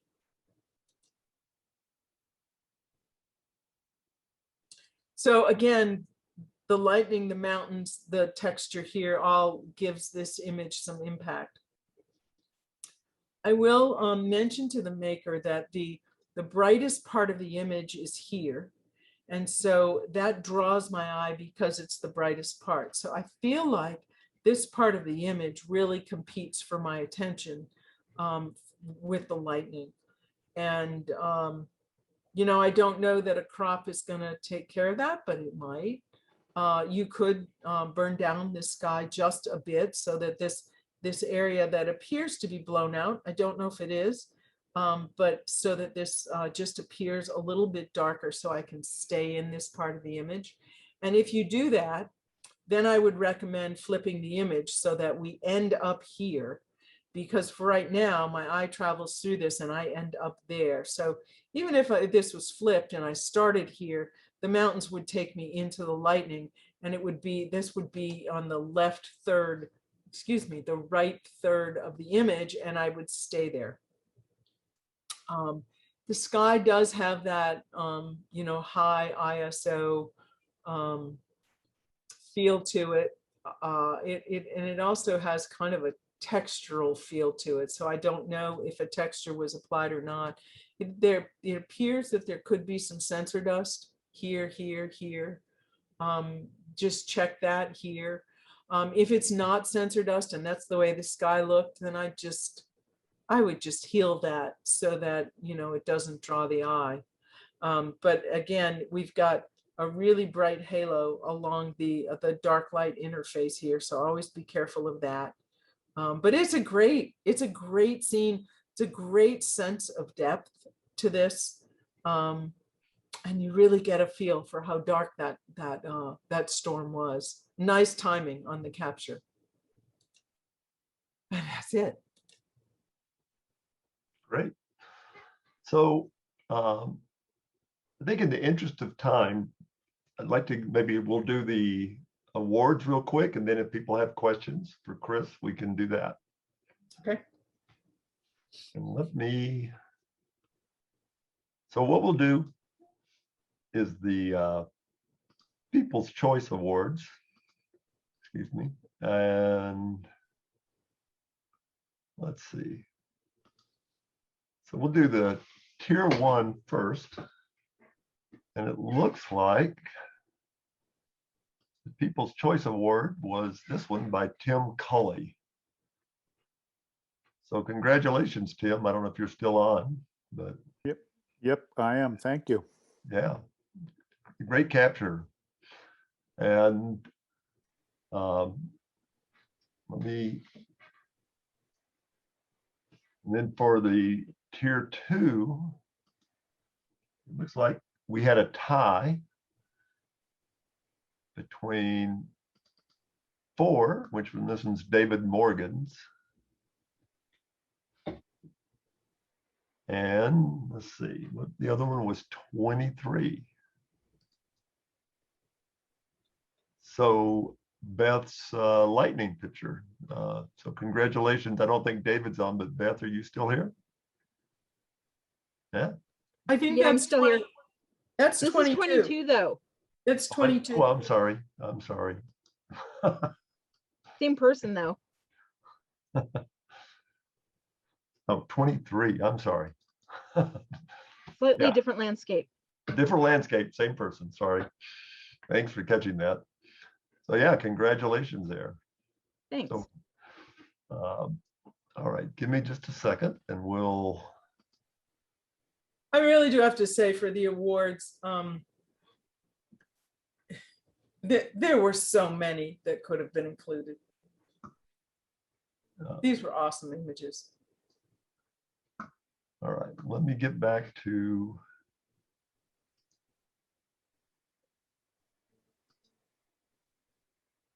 Hopefully I'm still logged in. If not, no. Okay, give me just a second.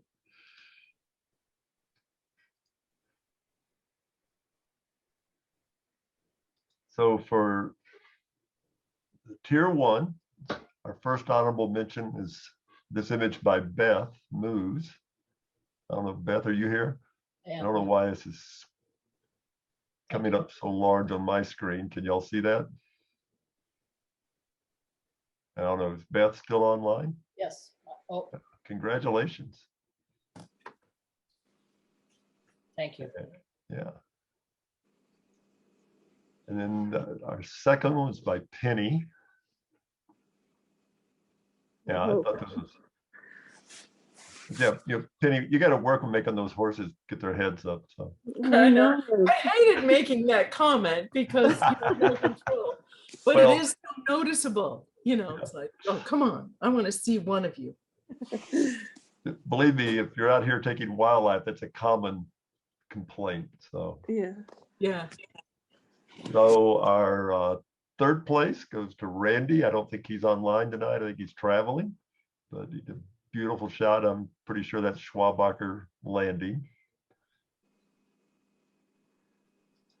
Second was also Beth Moves with her the red barn in the snow, which, boy, that should be on a Christmas card probably. And in first place was Tim Cully. So the people's choice and our judge agreed on this one. Great. That was really, really great image. Yeah. Thank you. Appreciate it. Yeah. All right. Give me a second and we'll go to the tier 2 folks.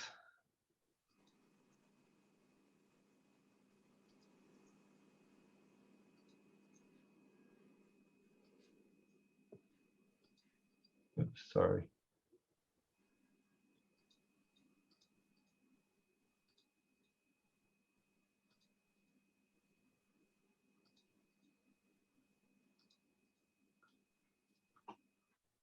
So Barney, first honorable mention here. We get Well, I loved the center of that image. Barney, you still there? Yep. Can't hear. Our second was Ben Nardi's stop sign in the snow. So. Was that the title? Like I said, I didn't look at the title. Sign to nowhere. The sign to nowhere. The sign to nowhere. Well, you got that message across. Yeah. Oh, it's so funny. Third was also Ben. You know, this was a really daring entry, I thought. The line you were talking about, that is an actual bluff, the Snake River bottom, and that line cuts straight across through there. That is a natural straight line. Really? It looks Yeah. so man-made. And Really, yeah, Chris, you'll have to come out here. We can show it to you I because can't wait. you're not the only person who people have asked is that, even when they're standing there, go, is that man-made? And it is an unusual feature. Well, in a graphic image like this, it becomes even more curious, you just notice it more. So. And our second place goes to Beth with her lightning photo. So yeah. And yeah. Well done. Beth's our lightning master in the club, I think. So I guess. And this was the Zeiss, David. yeah, I know. Oh, all right. And first goes to Charlotte with her Badlands picture. Yeah, wow. Oh, I just loved that. Yeah, I have to say the colors in this were just striking and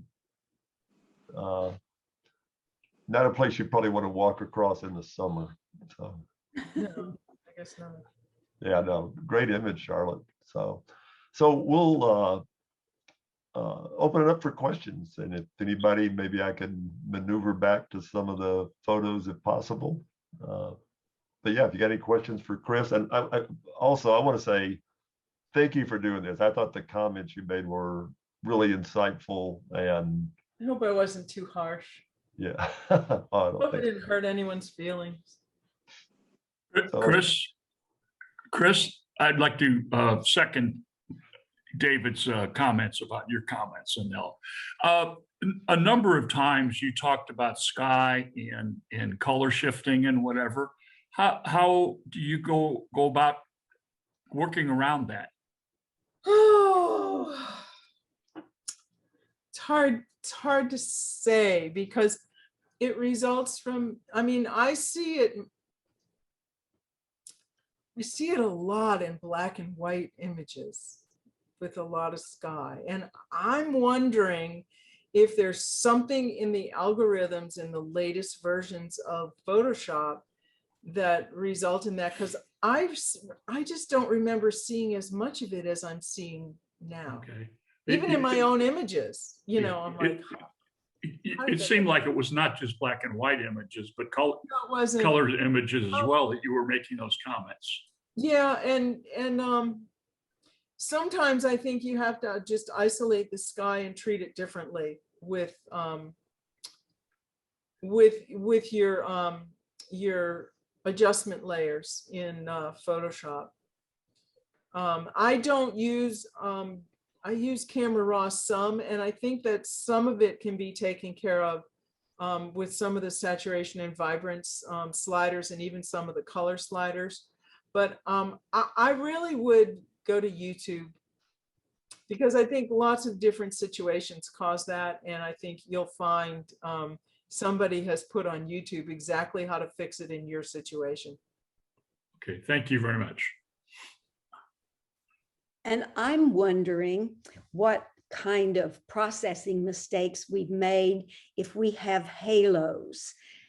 How can we avoid halos? Usually that comes with too much contrast or over sharpening.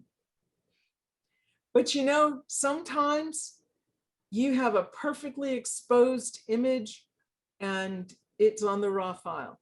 There are times because it's always at the light dark, where there's a light dark interface that's very, very contrasty. And so sometimes I think it's a factor of resolution. But normally you see it when you over sharpen. That's one time that you definitely see it. I just have a question about a couple of times you talked about reversing the image. And I know that's probably simple to do, but I don't know how you do it. Do you work in Photoshop? I work in Lightroom. I don't work in Lightroom, so I can't help you. But usually, is there a place in Lightroom where you can flip an image horizontally? There must be. Who can help her with that? yes, absolutely there is. So yeah. Okay, I'll do a YouTube search or something. Yeah. Thank you. Or if you want to email me or something, I can point that out to you. Okay, thank you. Yeah, a lot of times we don't flip images because we know what the scene looked like and it looks funny to us if we flip it. But your viewer, I mean, it depends on why you're doing it. If you're gonna sell this or put this in a gallery as a representation of the landscape around where you are, then no, you don't want to change the orientation of that.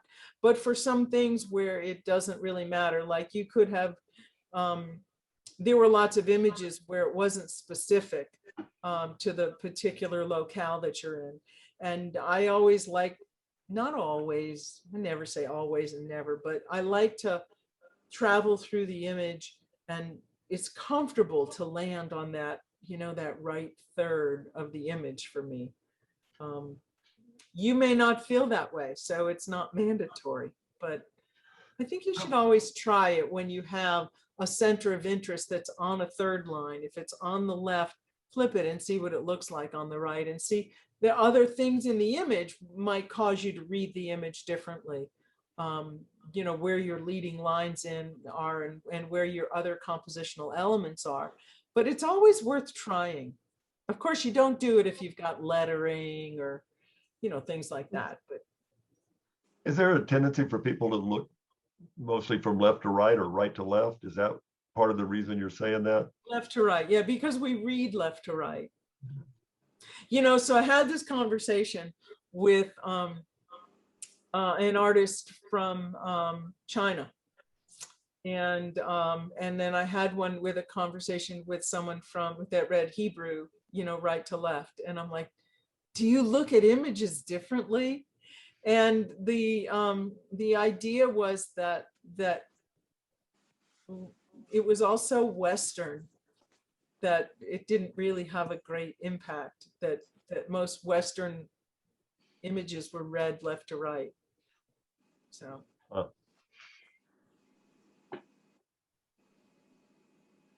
And it's mostly where you land.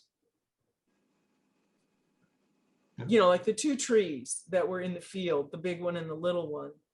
The big one drew my attention, but I wanted to move over to the little one. That's where I was most comfortable landing, and it was like a conflict, in my gut. So.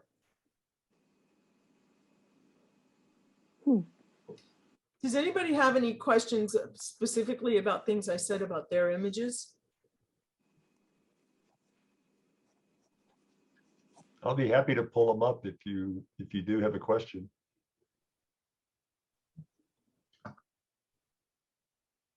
Well, I have a confession to make about one of my images. You said that the tree branches seem to disappear into the sky. Yeah. I did sky replacement on that one. Well, I wondered, because that does happen. When you do sky replacement, that does happen. And I guess if you know how to do sky replacement really well, you can kind of avoid that. I don't know. Did you do it in Luminar or did you do it in Photoshop? I did it in, I don't have Luminar. You did it in Photoshop. I wonder if Luminar. Yes, I did it in Photoshop. Yeah. The sky replacement tool is really new in Photoshop. So I'm guessing that 2 or 3 versions from now, it's going to do a better job. So I have a question for Ben Nardi on his Tetons with the huge cloudy sky above. Was that a sky replacement bit? Is he here? He was. I don't see his name. Maybe he hung up on us. Yeah, I wondered if that was sky replacement myself. Yeah. I couldn't make sense of the light in there, but it also looked like an infrared sky, kind of. Sometimes with snow, the light bounces off the mountains really weirdly. Yeah. Yeah, and like I said, not having seen those mountains in those kinds of conditions, it was hard for me to make sense of the light direction in that image. The other one was the house in the field, the the big field, and there was an older house, and there was a huge white cloud up in the left corner. Was that sky replacement? That was the real thing. It didn't look like it. Yeah, no, that was the scene. Yeah. You have to know Lewis, he never does sky replacement. There were only a couple images that really looked like sky replacements, but I wondered about that one that had the big black and white sky coming up. Yeah, there was the lighting was dramatic on that, Lewis. It was eye-catching the first time it popped up when I was looking at them. Yeah, it's a cool scene, a cool house. Yeah. Chris, I take it you've never been to the Tetons, and if not, why not? Why I not? know, and I was laughing. I was telling someone, Barney knows. What's the matter with you? I'm like, Barney knows I've never seen any of these, and he knows that I've never been out there. And I'm not a major landscape photographer, and I thought, I'm not sure I'm the right person for this, but then I'm looking at it really from fresh eyes. Well, come out to Tetons. We'll convert you to I want landscaping to come photographer. so badly. I really do. I do. I will once I start traveling again, because I know Barney has a bedroom at his house for him. The comments were really helpful, Chris. Learned a lot tonight. They were great, and they weren't harsh. They were very kind. Well, good. I'm glad no one was offended. When you ask for critique, you have to have thick skin. And Chris, you confirmed some of my thoughts too. It's like the fall scene with the tree in the middle. It's like I would keep looking at it and saying, nah, that tree shouldn't be there.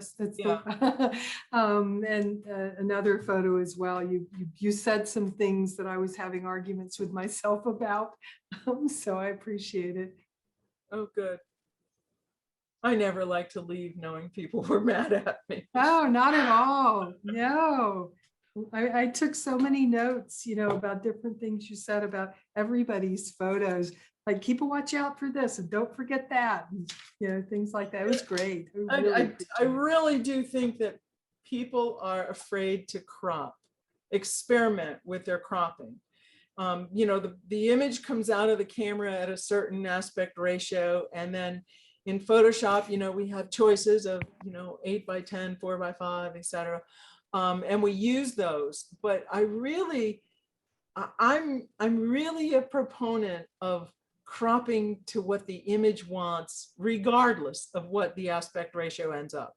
That you crop to what the image needs. And I think people don't experiment enough with cropping to get the most out of their images.